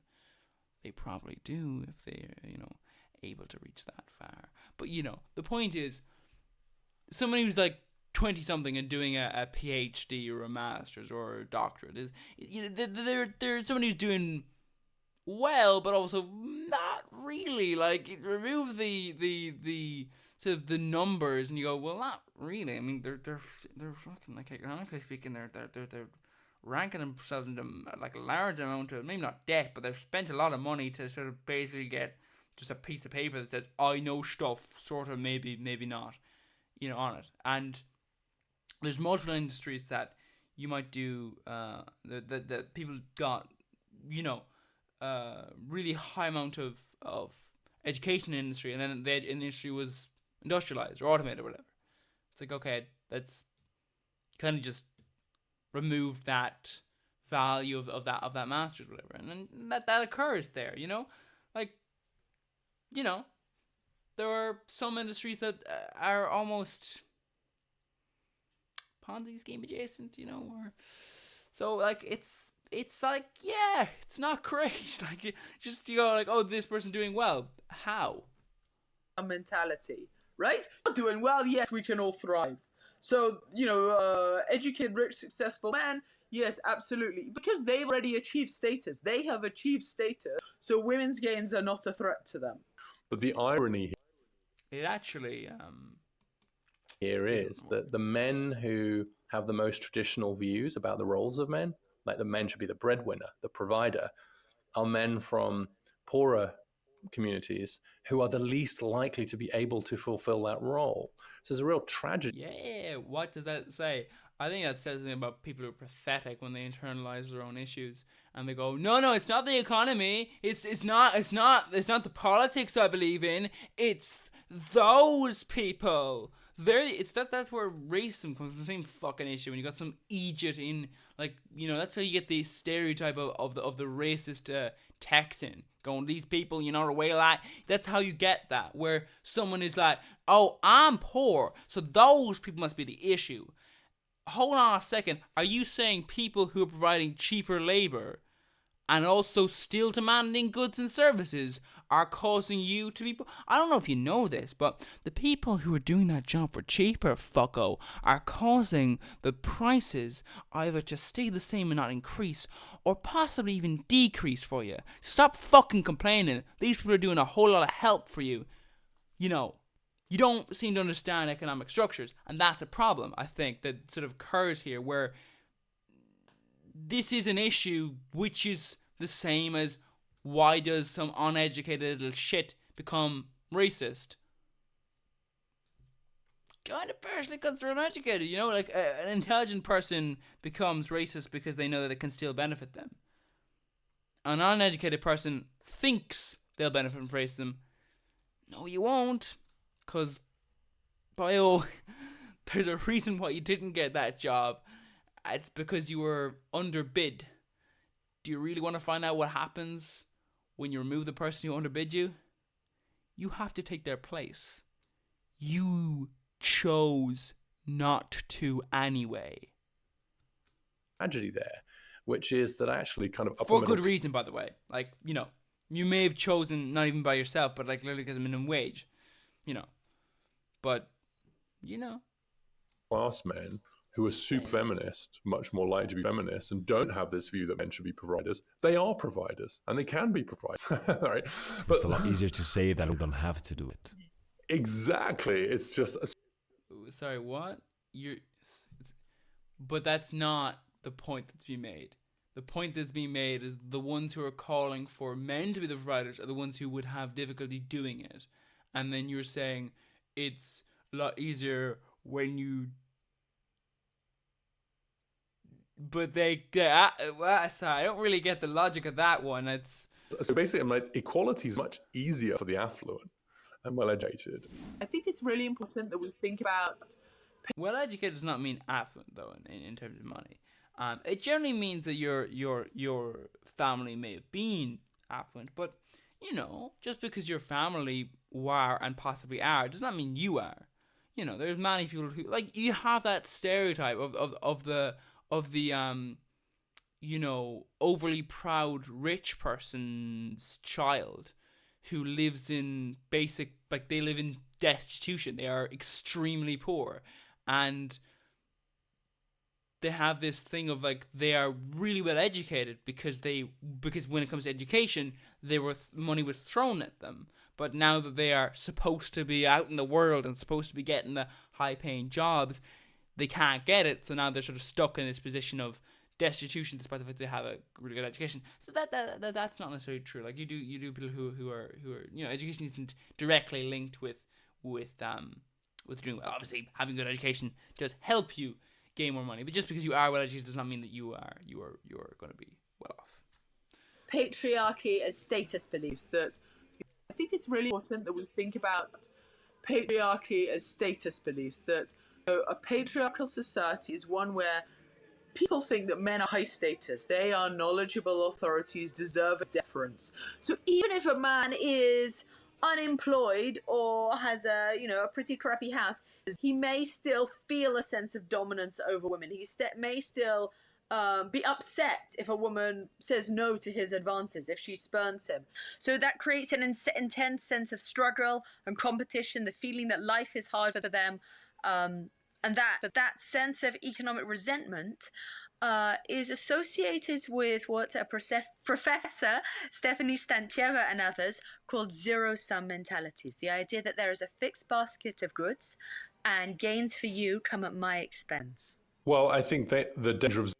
Yeah, but as the point that I made with, this little experiment, it's, as I said before, you have your billionaires and your millionaires up here. They want their cash. They would like their cash, and that means that this happens two ways. It'd be like paying people less money for jobs. So, for example, a trucker who's driving a truck is going to be paid less than they would have been a few years ago. So that means you're in a little truck here.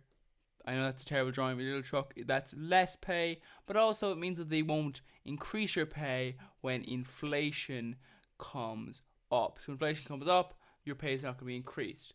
This means that they get to sort of pocket the difference, because obviously they will be charging more for goods and services. So this means that your effective wage goes down. Now, at the same time, people are demanding that they get paid an equal amount. But keep in mind, by the way, equal means equal. Now, what this means is, as you're earning less, women aren't demanding that they go to your original position. They're demanding they reach equal. And you might say, well, yeah, but that still means that we meet in the middle, right? Well, no. Currently, there's about a 140 something a week, I believe, pay difference on average in parts of Europe. So that's not that much of a thing, you might say, of a gap to sort of bridge. You don't need to be taking much of a half in there. So if you took that and you went, okay, so how exactly do we reach wage equality though? First of all, we would have to meet in the middle. So that would be, in fact, roughly speaking, an additional 70 quid. And then if it was just meeting in the middle, it would be a 70 quid for women, and then down by 70 for the men. But that's not how that works, because men are always going down because of the billionaires and millionaires, because they need their money. So if the millionaires are always going down, that means that the overall pay that they have to pay women as well is also going down, because all women ask for is equality, not actually to be well paid. I mean, that's obviously what some people are calling for, but overall the idea is of equality, which means that the more money they take from you, generally themselves, the less they have to pay to sort of equalize people out. So you might think that you're getting the money, but at the end of the day as well, it's a little bit odd that you're arguing for the oppression for other people so that you can keep money, but that isn't even how it works anyway. Because currently, yep, it's not gonna get better for you if you don't remove the rich people, need help. A friend of mine, Dana. The problem is you're really not. But Bo and Matthew at Brookings, she said, equality all feels like a loss to the people who were previously unfairly ahead. That's true. It's back to your point about relative status earlier, right? If it used to be the case that just being male just gave this unfair advantage, then the removal of that is going to create some dislocation, right? And to the extent... Three sentence. Equality feels like a loss to the people who are... Right. And to the extent... Really great sentence. Equality feels like a loss. Is there something wrong on my end, or does this video keep cutting off the people that are being interviewed. To the people who were unfairly ahead.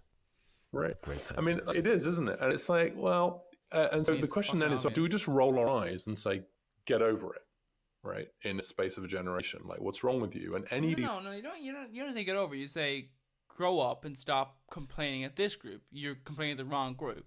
And if you're complaining at the wrong group, it really shows that you do have a lack of intelligence yourself, and that maybe you deserve your position. I'm not actually saying that. I'm just saying, maybe you obviously don't deserve a prosperous position of authority over others if this is the kind of point that you instantly jump to. If you're instantly going, this group is the issue, this is the group that's the problem, then clearly you are either lacking in intelligence, like actual intelligence, not education, intelligence, or you're pretending because power and money. Anybody that's struggling with this transition is by default just a misogynist, reactionary, right? Or do we say, look, that's a tough change. No question, we've lost some kind of automatic state. That's a good thing for society, but we should be honest about the fact that that is quite a difficult change for people. And then we throw in terms like toxic masculinity, which sort of blames them for their own plight. I just want to make a quick note on toxic masculinity. I'm going to go into the video. I'm going to be referencing toxic masculinity in a negative way for people who aren't men. So, like there's sort of rape implications, the, sort of I'm in charge, you're not sort of implications. But there's also the negatives for men that should sort of be addressed. If people naturally cry, and if you're not crying, well, there should be a different thing that you're doing to sort of show that there's an issue, because that's a natural thing that your body is sort of saying. So, there's all sorts of things like that are lightly touched on by them, but they're sort of mostly doing what I'm doing, which is viewing toxic masculinity in a negative light. But like people, they're saying you shouldn't be toxic in also a sense of like, in the same way that you would say, you shouldn't throw that heavy stone up and try and headbutt it because it'll hurt you. You shouldn't exert toxic masculinity, but also it's for yourself as well. It's not just for other people, it's for yourself. And it's not true that you're blaming the person. No, if you're saying you shouldn't follow that horrible person, you're not blaming the person for the actions of the horrible person. You're blaming what happens to them on the horrible person, saying, there's a way to avoid this. Don't exert these qualities and the world will be better for other people and for you. And also, they will later go on to talk about toxic femininity, which I don't really think they understand. Feminists mostly do not believe in this idea of femininity, of the gentle soul, and characterizing women's specific role as well. That's also a thing that most feminists would also, at least in my opinion, would at least as far as I can see, in fact, would say, no, we actually don't think that women are all like this either. So I don't really think toxic femininity is a feminist thing. It would be more so like your trad wife style, like, someone who's extremely in the other direction, which isn't a feminist, in fact, would most likely be a misogynist, but would be a woman who'd be like, these are the roles that I take on, and blah blah blah, and that, So, toxic femininity wouldn't be good. I would agree with that, but also, that's not what feminists are doing. Though they're not arguing for femininity; they're arguing for the removal of these sort of strict roles in general. Some feminists, yes, but those tend to be the outliers. But anyway, overall, remember, toxic masculinity ain't good for anyone, although arguably potentially worse for, I would say, the worst for the other people, but it's also not great for the people who are being toxic, just for themselves. But yeah, it's not a good thing. And toxic femininity isn't actually really a thing that most feminists would believe in exerting out the sort of typical things. Also, many countries don't have these sort of things, so to put it on the world level is sort of a bit imperialistic. A lot of the reasons why we have these problems are because of imperialism. And that's not it blames them. It's like if you complain about women because of your economic position, no, what you are is, at least you appear to be, a person who supports the current economic position and doesn't realize that that will drain you dry. That's how it's structured. Winner takes all. You know, like, it's just kind of a result that will occur here. And if you start blaming women for that, you kind of just need it, you know? Like, it doesn't take much intelligence to sort of realize this point. Like, you can even support it. You can even be like, well, yeah, winner takes all. Perhaps I'll be the winner. Gamble. You know, the person who gambles in the casino, they're making a foolish decision, arguably. But the person who comes out after winning millions doesn't think of it as they made a foolish decision. But the, you know, tens, if not hundreds, if not thousands of people who leave, who've lost money, neither do they. They just think, that was a bad night. You know? Then I just think we're gonna lose men if we keep framing it this. Yeah, so fucking what? I'm just saying, if you're someone who thinks that, maybe you should just, you know, yourself. I mean, you know, we're doing a much better job right now of calling men out rather than calling them in. There are just a few too many wagging fingers and not quite enough helping hands. The problem, though, is that if someone says to you, look at your economic position and look at the economic situation in the world, who you think is responsible, and you still don't get it. You still don't get it. That's a problem of your own mind. You really are lacking in intelligence more than just education. You know. What do you think of the term toxic masculinity? You know, I talk a lot about toxic masculinity, and I discuss it in terms of getting people to think of toxic not as a value judgment, but rather of toxic. Do you know the number of people who have been raped? Do you know the number of people who want to rape someone but wouldn't do it because of the law? All of this is people thinking, and sometimes acting, on an immoral, objectively thing to do. It's not about helping anyone but yourself, and also not your needs. It's not like you say, it's not like you say, Timothy over there has food, I don't. Sorry, Timothy, your throat is getting cut because I'm taking your food. You know, you need food to live. It's a bit brutal that you decide that Timothy's gonna die so you can live. I don't really think that's, you know, I don't really think you deserve to be allowed to kill them because you need to eat. Does their life come into this equation at all? But that's selfishness. Selfishness would be, you need to live, it's basically them or you. But this is not about your needs. This is about your wants. You're willing to hurt someone else, possibly kill them, to satisfy your wants. And that is a little bit more twisted. And that is actually a problem with your mind. And when you start thinking like that, and when you start thinking that you deserve that, yeah. Toxicity as rigidity, and intolerance to difference. So what makes masculinity toxic? For that, or I would argue what makes femininity toxic is prescribing just one way, one role to operate in the world, to move through life, and to not just one role, but also rights that you just do not have, and then acting on those rights, or at least voicing those rights. Behave in or, your you know, acting on your thoughts of those rights, not necessarily trying to put those rights in force, but, you know, sort of personal relationships, and then to demonize exceptions to that rule. Now, I don't always use the word toxic masculinity, despite liking it for that reason, because it has become toxic itself.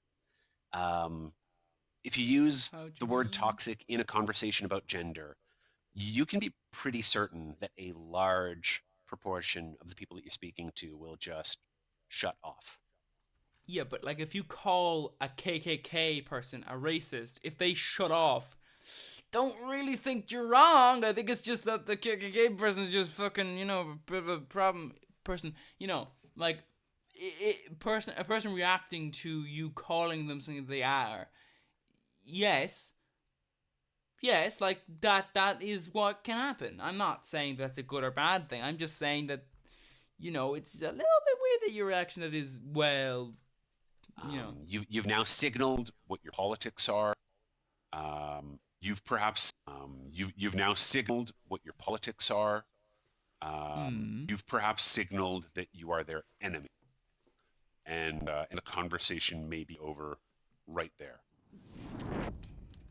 Yeah, I feel though it's a little bit like of a problem to go, oh, you hate this group? I'm not gonna say that's a bad. Tell me more. Like, okay, I mean, I feel like that's like what you do maybe as like an investigation. I've done an investigation before into like fascist movements before, where I've gone like undercover as a fascist and sort of like, instead of rejecting someone, just sort of prodding it a little bit further.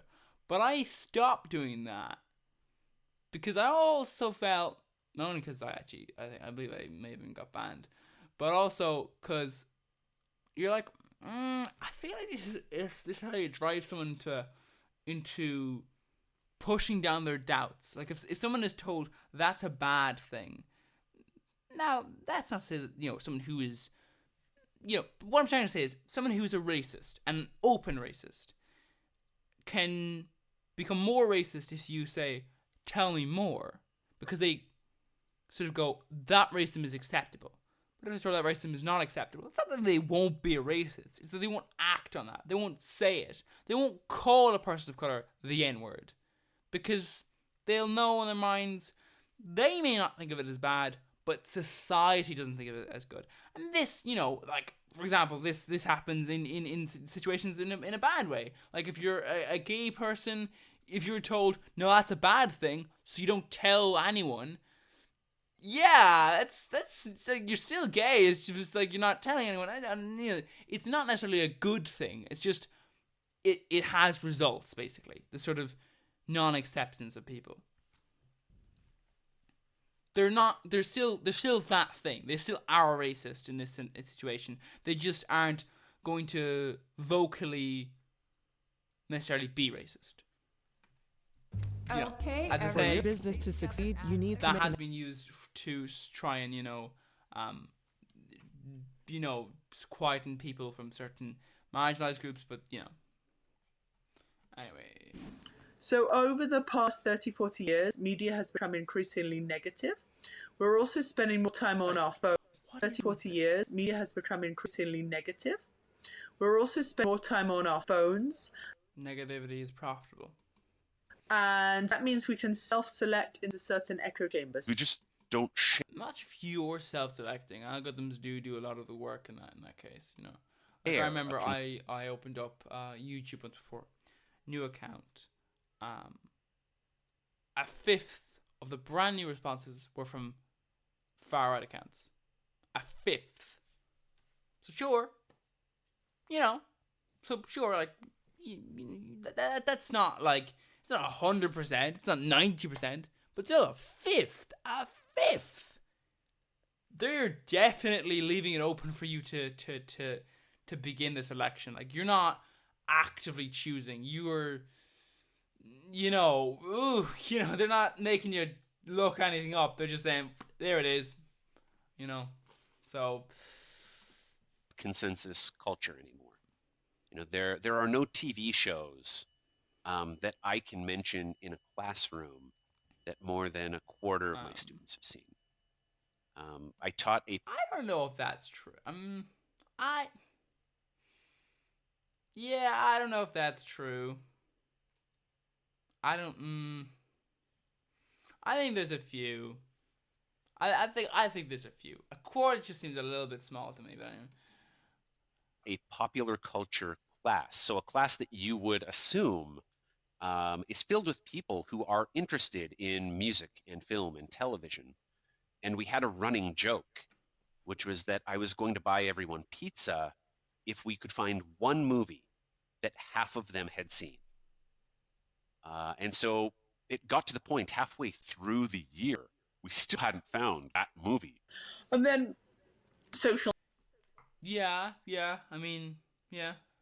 media corporations keen to keep me will then feed me more content that pleases my pride. So they send me more stuff, more polarizing. They will radicalize you, though, as well. In content. Like not even the audience, but literally the algorithm will radicalize you. So, you begin on some, soft right-wing stuff that not even the people who are speaking to you will radicalize you. But like if you watch like Fox News clips on YouTube, for example, and the algorithm begins to recommend something that's a little bit more far right, a little bit more far right, a little bit more far right, a little bit more far right. It's not even that, like, Fox News, my business-wise, be like, no, we do not want that. That's a bad thing. Because people are going to turn around and go, I actually don't watch Fox anymore because they don't cover this, or they didn't cover that, they don't cover the other. Because Fox News is like, we are not that far right. We don't go that far. And that can lose them audiences. So sometimes you do things where it's not even that the people who are running the media corporations that you're watching are pushing you further. Sometimes the algorithms that are sort of feeding you competitors, really.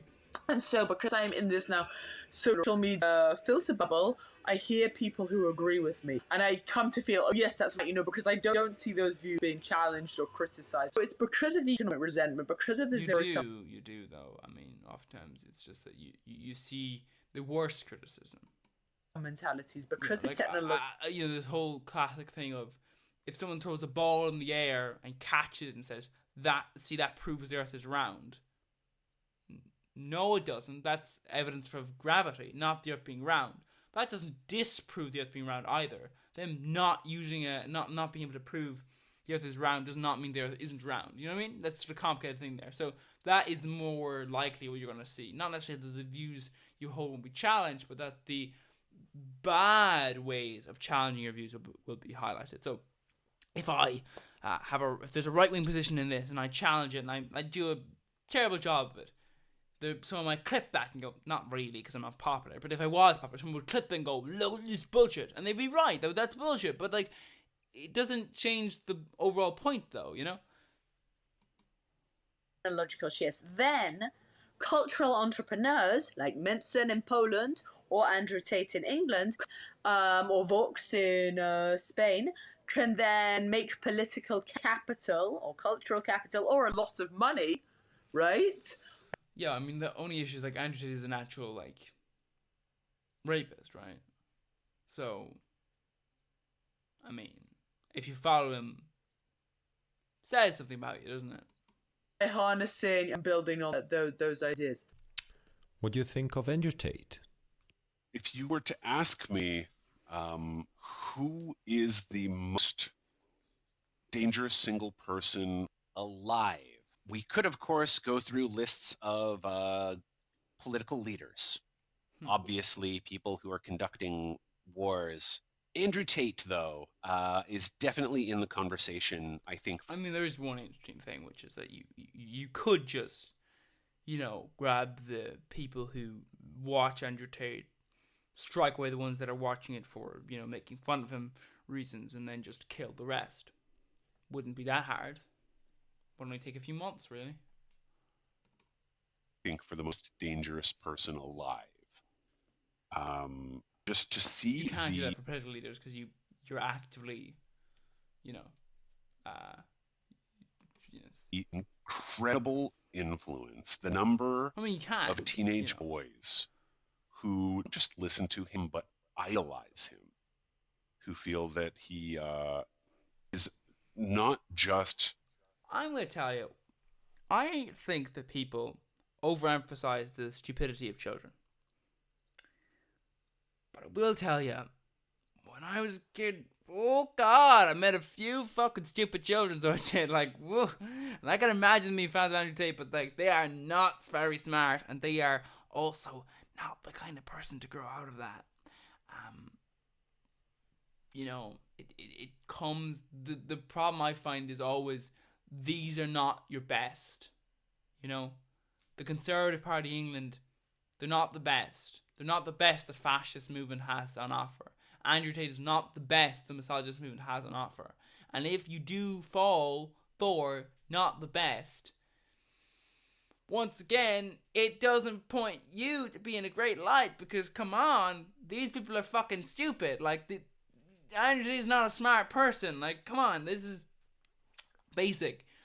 Like, at least if you were tricked into believing something, but this isn't even trickery, this is just basic sort of, you know, obviously nonsense stuff. Important but profound in some way. And that, you know, he speaks truth. Does he know? He villainizes, he vilifies women and feminism. Also is an abuser. So, I mean, that just points to an indication of what his followers might want to do to women, doesn't it? And he mocks empathy, kindness. The way that he is socializing these boys. I am terrified to see, you know, what will our world look like in 10, 15 years if we can't deprogram the teenage boys who look up to him. A lot of Andrew Tate being watched in rape prisons, actually, I would imagine. I see people like Andrew Tate as largely the symptom rather than the cause. You have to risk saying that there are some aspects of what Andrew Tate says which you can understand why young men would be attracted to it.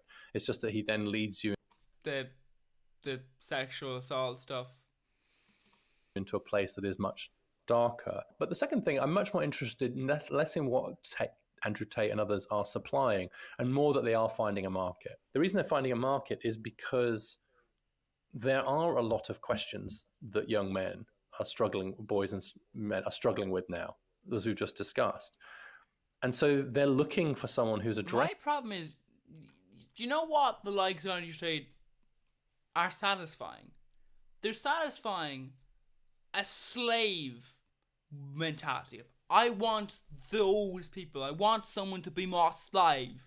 And he fucker says, you should be my slave. So you be my slave. That's what they're satisfied by. That's what they are gaining from the situation. So don't pretend as if this is like they're just looking for their equality. No. That's not. I've seen these fucking children. They're fucking annoying as well. I mean, really. Addressing this question. Push them off a cliff.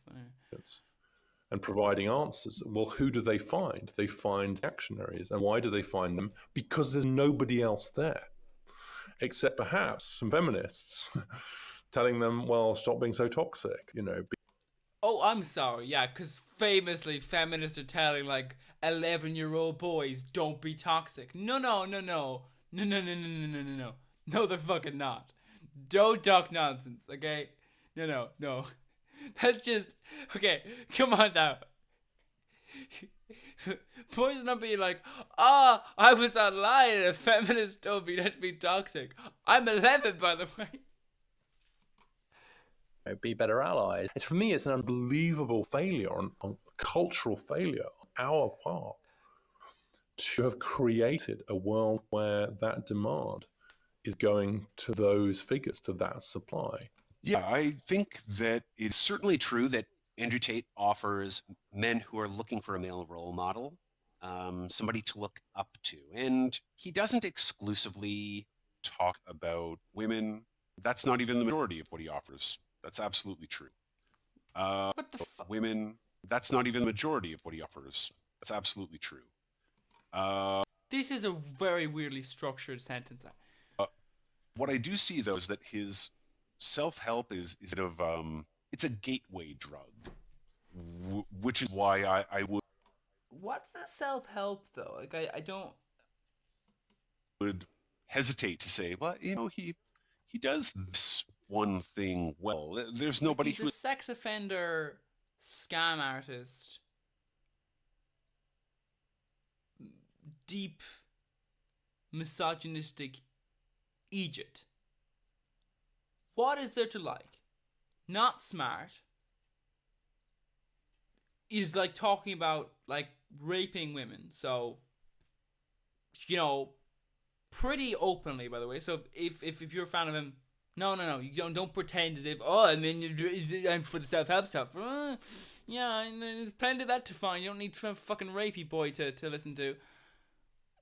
Like the scam artist stuff. If all you do is care about yourself, if you don't care about ethics, just the fact that if you're like, oh, even it doesn't even matter if they're in Egypt. Like I watched content from Egypts.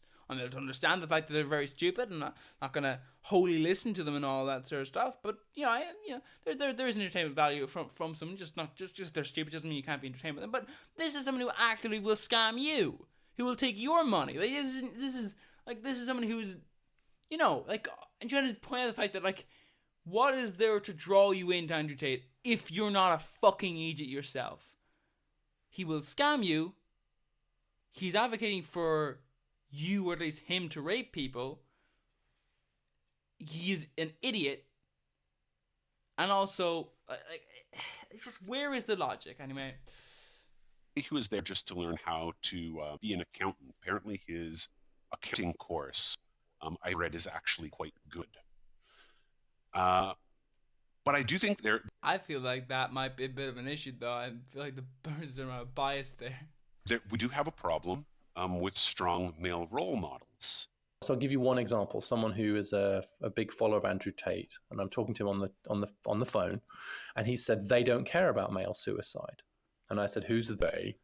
And I'm sure they do. The government, they don't care about male suicide. I said, okay, what's your evidence? The government don't care about any suicide unless they're actually productive labourers. If you're not a productive labourer in the labour force, why would they care? It's not because you're a man, it's because you're not productive, bio.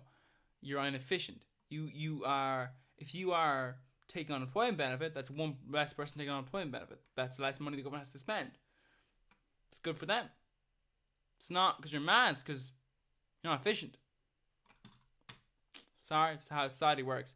I just think that there is certainly a different barrier that misogynists do come in the form of people who are accepting of the current economy and go, so what's the issue? It's the same with anti-Semitism. It's like there are people controlling the world. You're going, yeah, boy, it's not the fucking Jews. It's the, like, who do you think? Like, you didn't get hired by this firm because they didn't want to hire you. They called, like, that's the fuck, like, come on, don't be anti-Semitic. It's, the answer's kind of clear, but it's you don't want to accept that the current economy is functioning badly, so you must have this conspiracy theory, or you have misogyny, or have racism, because it's those people that can't be the economy. I think the economy is definitely that's the main reason. So, like, no, the government doesn't care about suicide rates, that's because it's not productive, bio. Now, if you're an executive, he sends me to the government website on suicide disparities and asks me the question, where do they mention the gender gap, the biggest gap of all, which is between men and women? There's no mention. There's a page for LGBTQ, there's a page for rural urban, there's a page for veterans. It's all good stuff, right? There is no mention of the fact that being male. Oh, really? Is that true?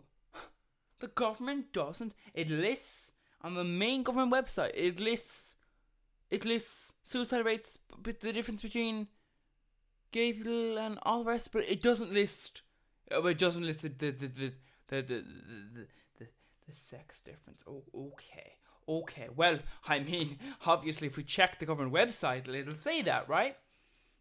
What's that? Around 3/4 of suicides registered in 2022 were males. Okay, so it's the second thing of the main points. For fuck's sake. Okay, equivalent to 16.4 deaths per 100,000. There are females with 5.4 deaths per 100,000. Oh, okay, but maybe they mean the first graph. They don't have any graphs on it. Maybe it's just like kind of like, oh, it's hidden in the data. Okay, well, I mean, the first graph must be something different. Oh no, the first graph is is showing that, and it's also showing the trend line where the suicide rates for men and women have been going down. So actually, for England, that's not a good example because it's not really a new thing. Suicides have always been around this level. Okay, so it's just that for women, it's been going down. So the ratio difference is sort of arguably higher. Like you can see back here, the ratio difference was 18.9 to 10.1, and now this is 16.4 to 5.4. Okay, so all of that talk there, that was kind of not true. You can see country, region.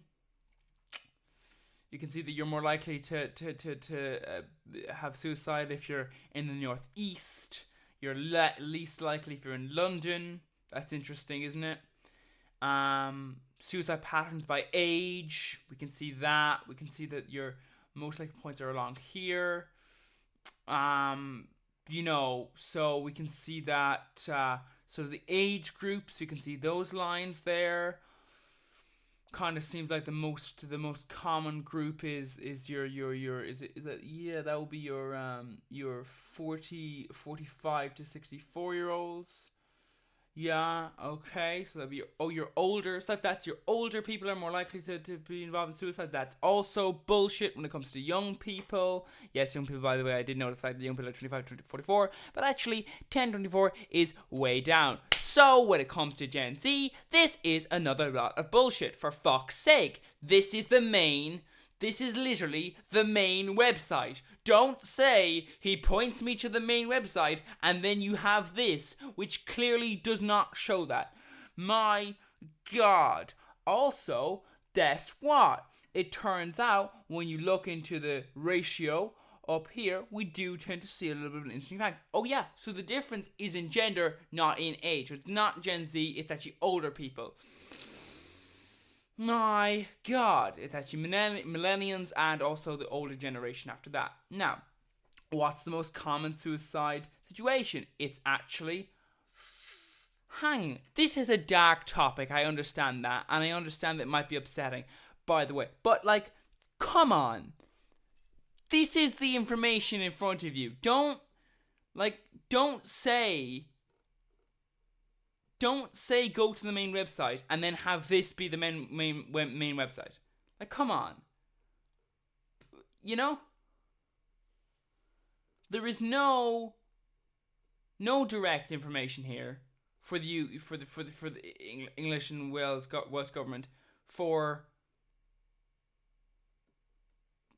disparities when it comes to gay people. So that must be a different section, because this is the kind of bullshit you have here. My God, this is, by the way, the main website. This is the Office for National Statistics.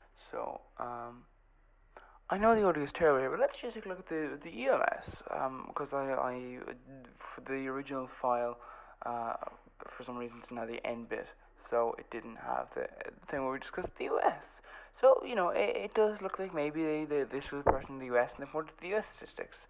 Still would mean that, technically speaking, they'd be wrong, because the UK government does, but they'd still be wrong, because while it's not as high up on the list, it is right here. It's the first figure. It even says it here, trends over time. It's one of the main points. It's right there. This is just a basic, breaks it down by age. Then it goes into race, so I guess the UK didn't do that. That's one thing.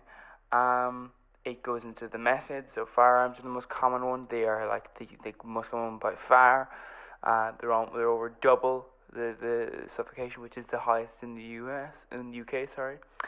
And yeah, you also see interesting statistics when it comes to suicidal thoughts are more common in women, actually, and also attempts are more common.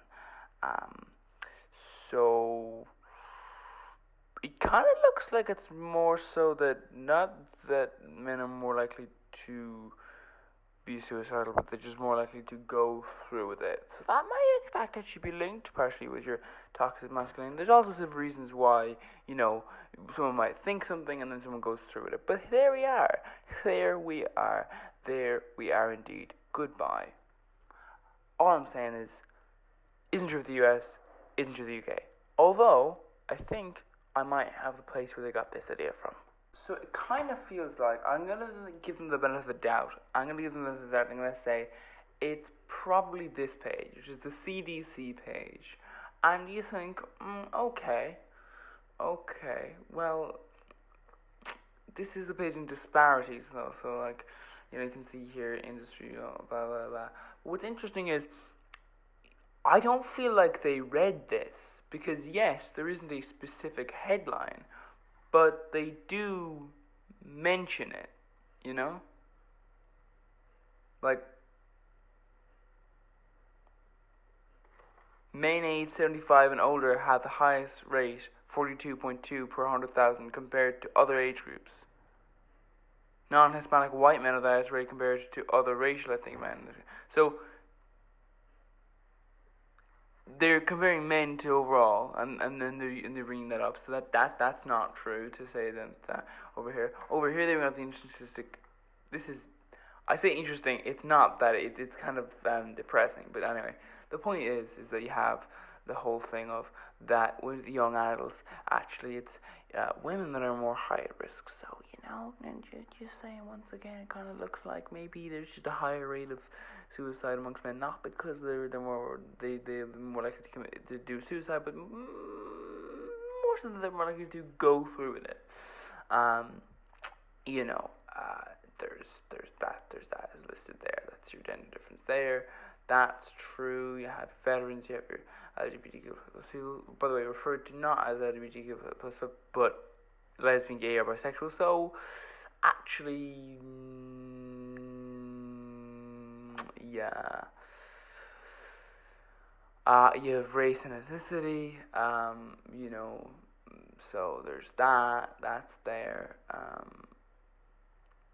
And then you get this interesting thing, which is industry and occupation, where they list males 54.2 per 100,000 as the highest amount. And they list males beside that's interesting. Kind of looks like they kind of are implying that. So what they would like is a big section here at the top of the page where there be disparities here. So yeah, that's not really gonna happen when they already exist in the main page. If we go to the main page, the CDC page clearly lists it.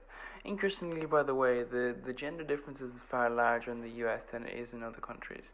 So this is once again a bit deceptive to pick the US out. Other countries it's not as big. It's closer to 3 times as many, not 4 times as many, in some places. So yeah, that's not really accurate. Also, what's interesting is it's also increasing with women. So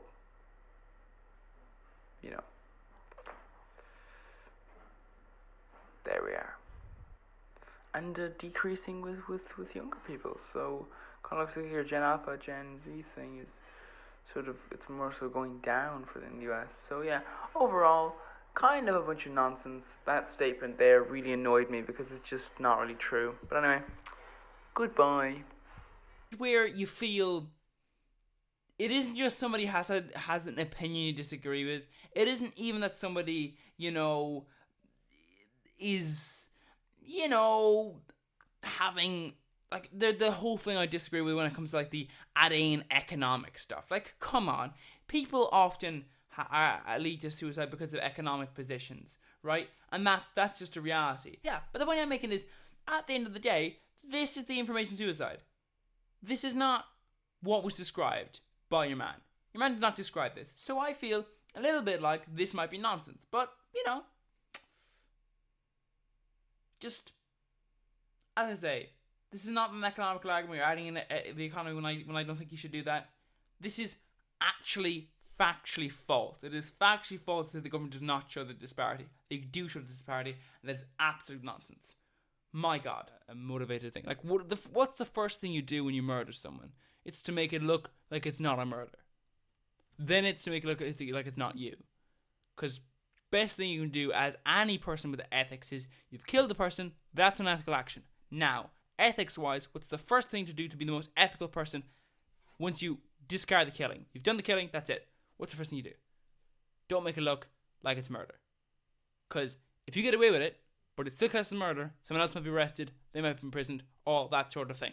People are going to be hurt by it being classed as murder, so first thing you do, don't class it as murder. So there's that. Suicide rates definitely sort of become a bit of a problem when they interact with murder rates. You know, how many suicides are actually not suicides and are actually in fact murders. Anyway, you know, so you at a 4 times higher risk of suicide, or that male suicides are rising, especially among young men.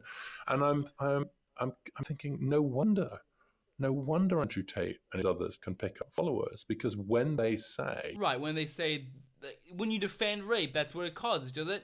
No, just fucking maybe that's why you commit suicide. Maybe that's an increase in suicide rate because you fucking rape someone because you listen to Andrew Tate. So now you realize you have to stab yourself in the neck and kill yourself because you're not actually a good productive member of society.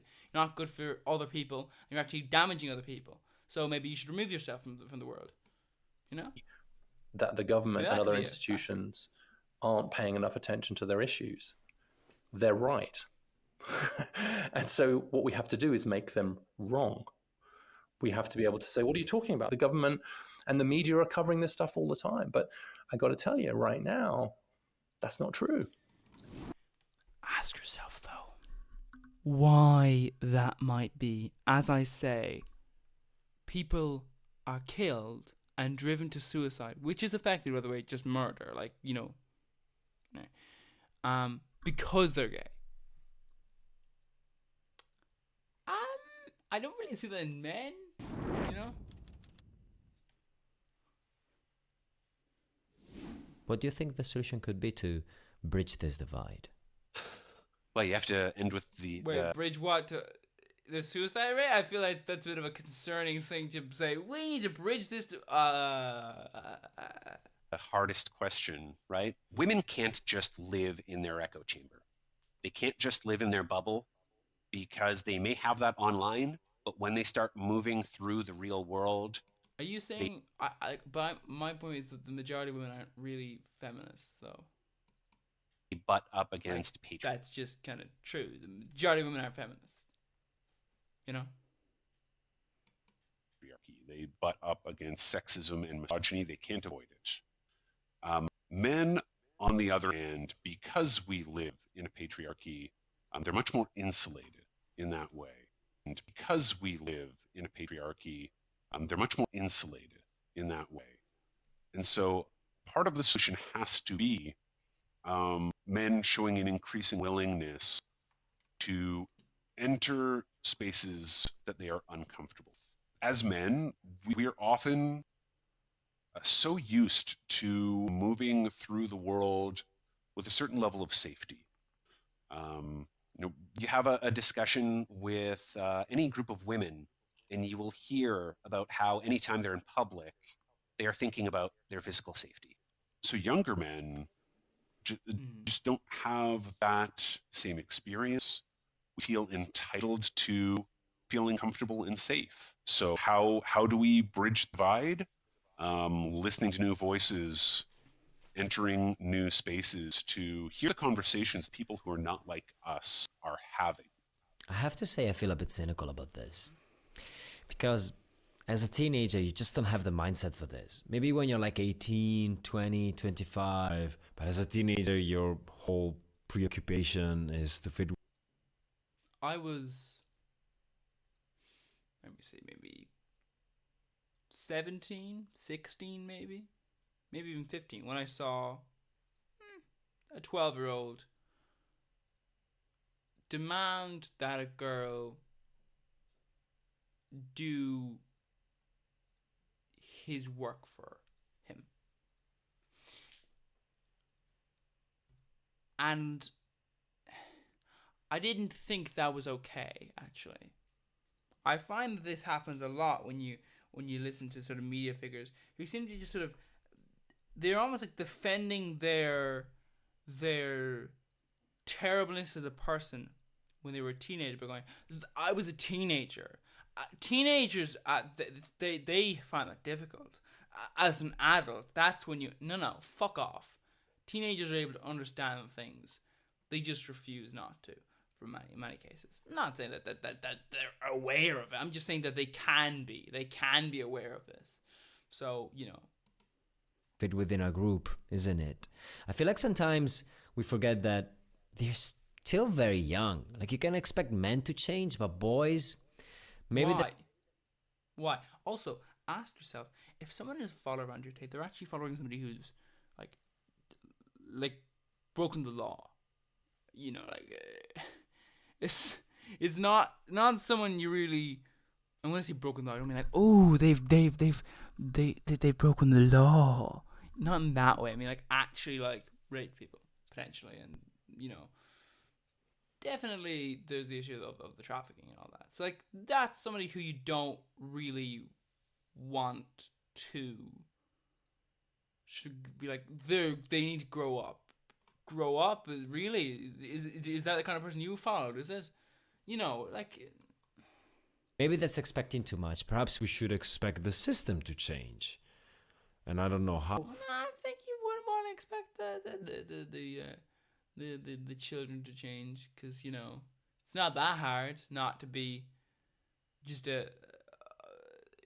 an openly racist person, just to be actively saying these people are worse, I'm better, and I'm actually oppressed, not them. No, you're fucking oppressed because of that. Now, once again, as I say, the economy is actually a massive curveball in all of this, because it can cause the impression that you're oppressed for being this or for being that, because overall you are not in a great position. But perhaps phrases like "boys don't cry," "can you study like your sister," maybe even toxic masculinity, they can make it sound, for someone still very young, like these issues are their fault. See, I've never had a problem with toxic masculinity. Like, it comes off as a bit weird. It's like, don't rape someone. Okay, I don't really think that there's a problem with that. If you find there's a problem with that, that's actually a major issue with your mind. You really, really shouldn't be against that as a statement.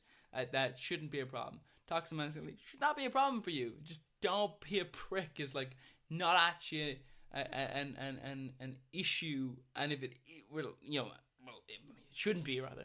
And if it is an issue for you, that's not a great sign, Mm-hmm. I think you're actually pointing toward one specific solution. We talk to their parents, because it really is. It's not just teaching the children, but talking to the parents and talking to them about how they may be contributing to the problem, not consciously, not intentionally, by saying things. Oh, parents are definitely a factor. Yes, parents are definitely a factor. They definitely reinforce it. Yeah. Like toughen up, boys don't cry. So if we can work on educating, not directly the children, but instead talking to their parents and saying, look, here are ways that you can concretely impact the gender idea. Yeah, I feel it's a little bit though, like saying, remember, don't poison your child. And they go, oh, yes, good point. I have already done it though. I already had the child and I already did talk to them. So, there was a certain level where like, okay, but you're not talking to parents then. You're talking to people who will have children in the future. Because if you already have had children, you already have poisoned them with misogyny, yeah, that's just gonna make it look like your parents are more left of you, which isn't really going to be the solution to that issue. Yeah, anyway. Ideology that your children develop in ways then that may, I would use the word inoculate or vaccinate them against some of these ideas, because frankly, it's never too early to start teaching feminism to children. We need to work very hard to persuade fathers that they matter as fathers, even if they're not providers in the traditional sense. What does that actually mean, though? Like, what does that actually mean? And so that means when we have paid leave policies, they must be equal for fathers and mothers, and they must be independently available to fathers. And we need workplaces. My problem, right, is that people just don't understand that when it comes to money, people always want to pay you the least possible. They always want to give you the least rewards possible. But then you add in a little thing called efficiency, and that's when things become interesting. Because when you say to someone, do you really want someone to come back after having a child and like they've just had a child and you want them to instantly start back working and pay them the full wage you regularly do? Really? Do you really want to pay them that? You really want to, is that really what you want? You go, because that person may very well have issues for months then because of that, simply because of those few days or weeks or months that you didn't give them. You know, and that's sort of the factor that comes in there. So, no, they won't be equal because, I mean, I'm not saying they shouldn't be equal. I'm saying they won't be equal because, economically speaking, it works out that, generally speaking, you need to give, not always, obviously, but generally speaking. So then, when I say generally speaking, the reason why it is okay in this case to use generally speaking is because generally speaking is how companies calculate how much they will give to people and how much they will be willing to give to people before they start going to the government and saying no, make it lower. For women, it needs to be higher. Traditionally, not always, but traditionally and usually. Father-friendly. We have to have a massive recruitment drive of men into teaching, into the healthcare professions where there are fewer and fewer men. We need more technical training, apprenticeships, technical high schools, which are good for boys especially. The other thing that I think seriously consider as policymakers is starting boys in school a year later, just because they're, as we discussed, they do mature a little bit later, and in adolescence especially that really counts. And then lastly, as kind of parents and yeah, I just feel that's weird. Journalists and thinkers and policymakers and community leaders is, let's take this issue away from the culture warriors, away from the people who are going to weaponize this issue, away from the culture warriors. Like this, or sorry, what did you just say?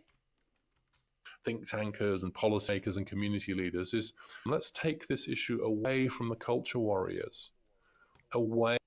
You realize that this is a factor of saying, I think we need to take away the issue of civil rights away from the black people, and we should give to the white people. That's what we should do. No, you fucking shouldn't. No, you should never do that, because that is how you go backwards. Do not remove the drive for equality from the people who will be rewarded by said equality, because you may very well have a situation where someone goes, I think we've done enough. We have equality now. Do we? Really? Or did you do a shite job of it because you always do a shite job of it because you are somebody who is not going to do well out of this, and because you don't do well out of it, you don't know what equality means. Like, don't just say we should take, like, that's a fucking, oh my god, that's away from the people who want to weaponize this or exploit this or profit from this in one way or another, and just straightforwardly and compassionately say, there are a whole bunch of issues that we need to pay more attention to now with boys and men. That really, I get to an extent where that comes from, but seriously, it's, like, I don't agree with the whole thing of, like, people go, oh, we've got this issue, and you go, this issue, we've got bigger issues to deal with, so can we do both? But what you're doing is the extreme of that. Like, we've got loads of issues to deal with. That one is just insignificant. Like, it's like you've gone from, anyway, just, yeah. And make those boys and men feel seen and heard and loved and acknowledged without any Don't need to be creepy about it, boy. way doing any less for women and girls. Clearly, if one of the major underlying economic drivers is stagnant regions, it's really important to boost economic growth to make sure there's continued job creation, to improve perceptions of mobility. Two, I think that you can think creatively about regulating algorithms. I mean, we regulate so many other parts of our society, but the digital world, I mean, I think the EU's previous agreement was to assess the risk of different kinds of technologies, but we haven't looked at regulating these algorithms. That's such a distorted view. And by the way, just in relation to the whole idea of the algorithm sort of radicalizing you, just in this video alone, you know, on my account, an account that does not follow right-wing stuff, I get like things like the Diary of a CEO, a bullshit sort of podcast, nonsensical stuff that just invites celebrity people on and just doesn't really bother to even fact check them. Like, there are some very dodgy voices that went on that show. Just terrible bullshit that just gets voiced there. So that's a problem there. You know, even this video itself is helping to sort of push people down the right-wing train. You know, most of us are so normal. Most of us are so moderate. And boring. Yeah. You know, most of us are so normal. Most of us are that create such a distorted view. Like, most of us are so normal. Most of us are so moderate. And boring. Moderate. How delightful. How delightful. How just utterly delightful. Yeah, that's just great. There's a fight for civil rights, but don't worry. We're in the middle between equal rights and calls for a genocide. Oh, what the fuck does that mean? I feel like it just means you're going to passively allow a genocide, but Yeah. Most of us are really boring. I think one thing to appreciate is, I always find it interesting to bring up, like, the Nazis, for example, didn't democratically win, right? And the reason why they became successful was basically almost twofold, which is basically people passively going, that's not me, so fuck them. Sure, those people can be dragged off, and sure, it's not me being dragged off, so it's fine, like. And then after that, when people began to go, maybe I actually should, maybe these people actually shouldn't be allowed, because it seems like there's a lot of people being pulled. What's that? The Gestapo at your door? They're gonna take you away because you weren't gonna support the party? Okay, well, I guess your neighbors are gonna make sure that they fall in line, aren't they? Which then causes people to sort of self-report themselves and each other and all these sort of things that can occur here. And the point is, though, is that being a moderate is not necessarily a great position when you have this sort of thing that you're not really a moderate. You're not really a moderate. You're just passively standing there and allowing the world to just do as it wants. Because that position, well, should the person who's striving for equal rights just cut your neck too? Sorry, that comes off very violent. This polarization. I'm not saying they should do that, I'm just saying, sorry. Between young men and women is partly a function of cultural. I don't mean sorry, apologies to this person. I don't mean it to them. I mean this as a general sort of. In December, I was in Uzbekistan for a month. Before that, I was in India for 2 months, Morocco, Turkey. In many of these places, there's so much social policing that men and women cannot think differently. You know, women are socialized for marriage, and then you have to stay put because divorce is a humiliating failure.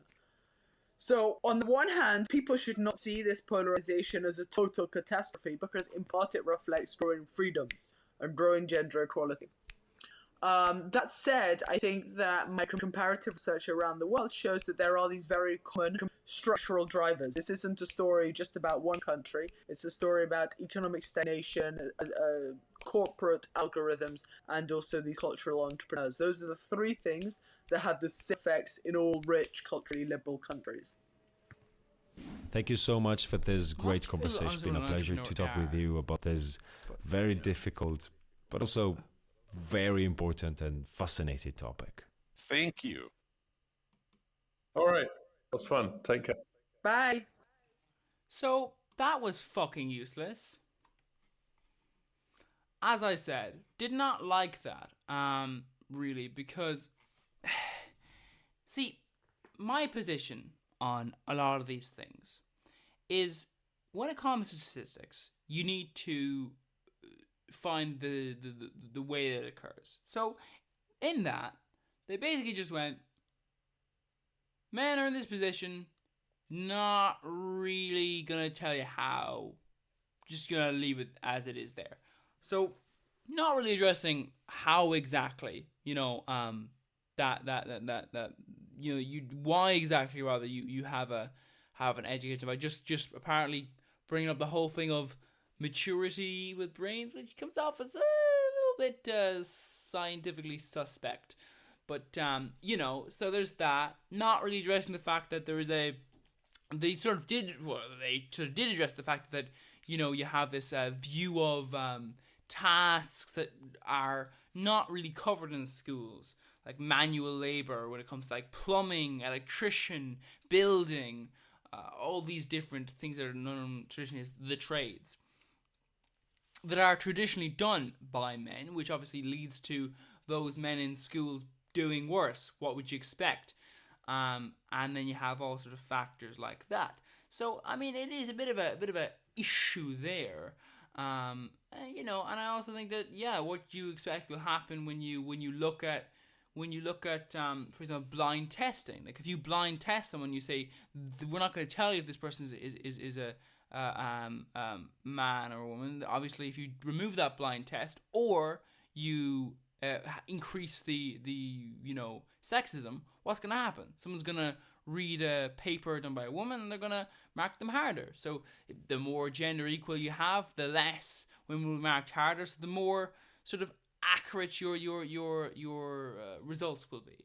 So this means that a traditional sort of there is a massive divide is going to, not that it's going to get bigger, but the divide will be more clearly seen, because the more and more and more gender sort of equal we get, the less and less likely it is that a woman will be marked harder just because they're a woman.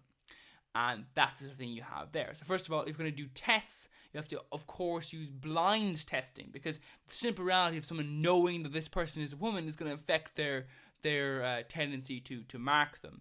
So they have to be blind tests. But even if you have blind tests, that this causes an issue that can occur where someone is aware of what you're getting at and will try and sort of combat that by sort of reacting to the blind test. So for example, if you try and if you look at testing people of color, for example, people of color will do worse in tests when they're not blind tested. But if they are blind tested, the white people can do worse. Why is that? Well, it's because some white people can do worse because the person who is doing the test is aware of the fact that there are some students of color. So what they're going to do is they're going to react to that and go, oh, I think it's this student. This student is the student of color. They get it wrong, and they mark that student harder, which is interesting. So this can occur. This can create a divide here, which is interesting because in a blind test you can almost create a situation where there are some men who will be marked harder because they're seen to be women. Anyway, so you have things like blind testing that wasn't addressed. How the testing was done. Ages are also not great because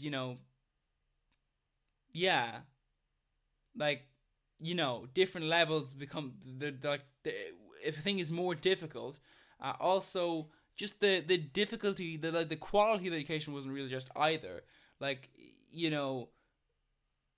Education, you're using education divide, but there is only so bad someone can do, and there is only so well someone can do. So in a very good area, what happens there?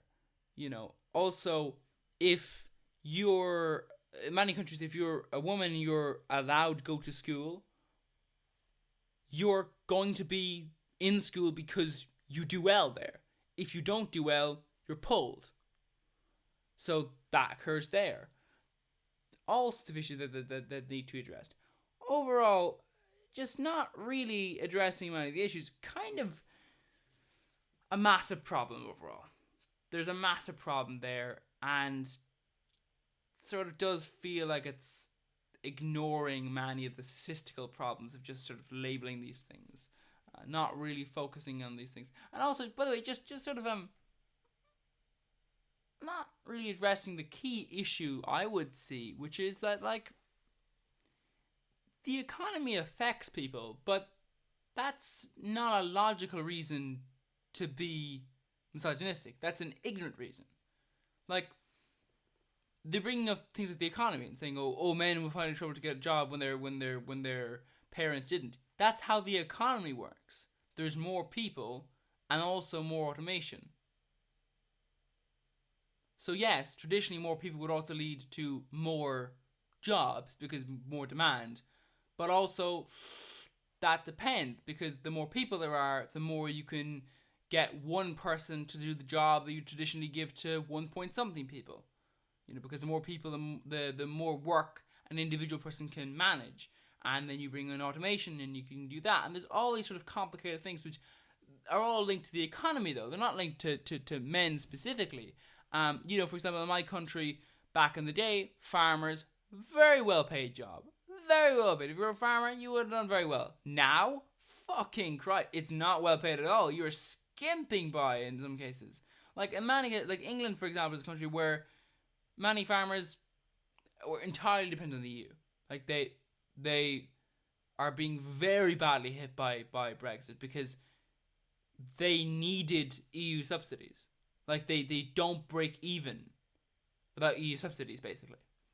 And that's a thing that just is linked to the economy. It's got nothing to do with feminism or gender equality. Like, that's just the economy. It's like, don't fucking vote for a capitalist economy and don't support it if this is what you are against. Like, that's not, you can't use examples of that as a strive for sort of a men's rights movement, unless you're also meaning that men are, or at least these men are, fucking stupid. So yeah, that's sort of my point on these things. My. Goodbye. Okay, so that's where it ends. So to just do the overview of this video, I think the video is pretty bad. You had pseudoscience from Think Tank Bio. You had a straight up lie, really. Like, the page he was talking about was the specific page on disparities. The main page on suicide shows those numbers. The sort of ignoring the fact that women are in fact more likely to be suicidal is just kind of like that. Ignoring that fact is a key issue. Sort of you're making people think, oh, men are more likely to be suicidal. No, they're not. Men are just more likely to go through it by a far bigger degree, like a lot more likely. There's an obvious reason for the divide in education for older people, which is, simply put, men tend to go into more manual labour roles, and those things are either in the form of apprenticeships or colleges or subjects in school that oftentimes aren't included in educational statistics, because those educational statistics tend to focus on things like maths, science, and reading and English and stuff like that. There's issues there. Overall, just a large number of problems. There's a video by TLDR. They go into the data problems that I didn't go into. They focus in things like the conservatism isn't new. I focus on how the suicide rate isn't new. It's always been around that level. That's obviously not a great thing, but the point is it's not a new thing. So none of this is really new information, and all of the stuff that is new is explainable pretty much by either there is still sexism or there is a bad economy. You have a bad economy. If you have an economy that helps people on the top gain more wealth, yes, men will be poorer. That's how that works. Like, yeah. So overall, it's just kind of, it's a major issue. I don't think this video is good, and I do think you should check out the TLDR video, which is a lot more refreshing. You had, I think the best one there was probably I believe they were a lecturer. They didn't seem to sort of realize the fact that they didn't connect the dots between the fact that their forefathers would have been manual labourers and they're an intellectual, which would be one of the explanations. And also the one in Seoul seemed to be implying some creepy things. I don't think I really care all that much if you can't find a bride. Kind of tough. Don't be a creepy weirdo. Anyway, that's it from me. Goodbye.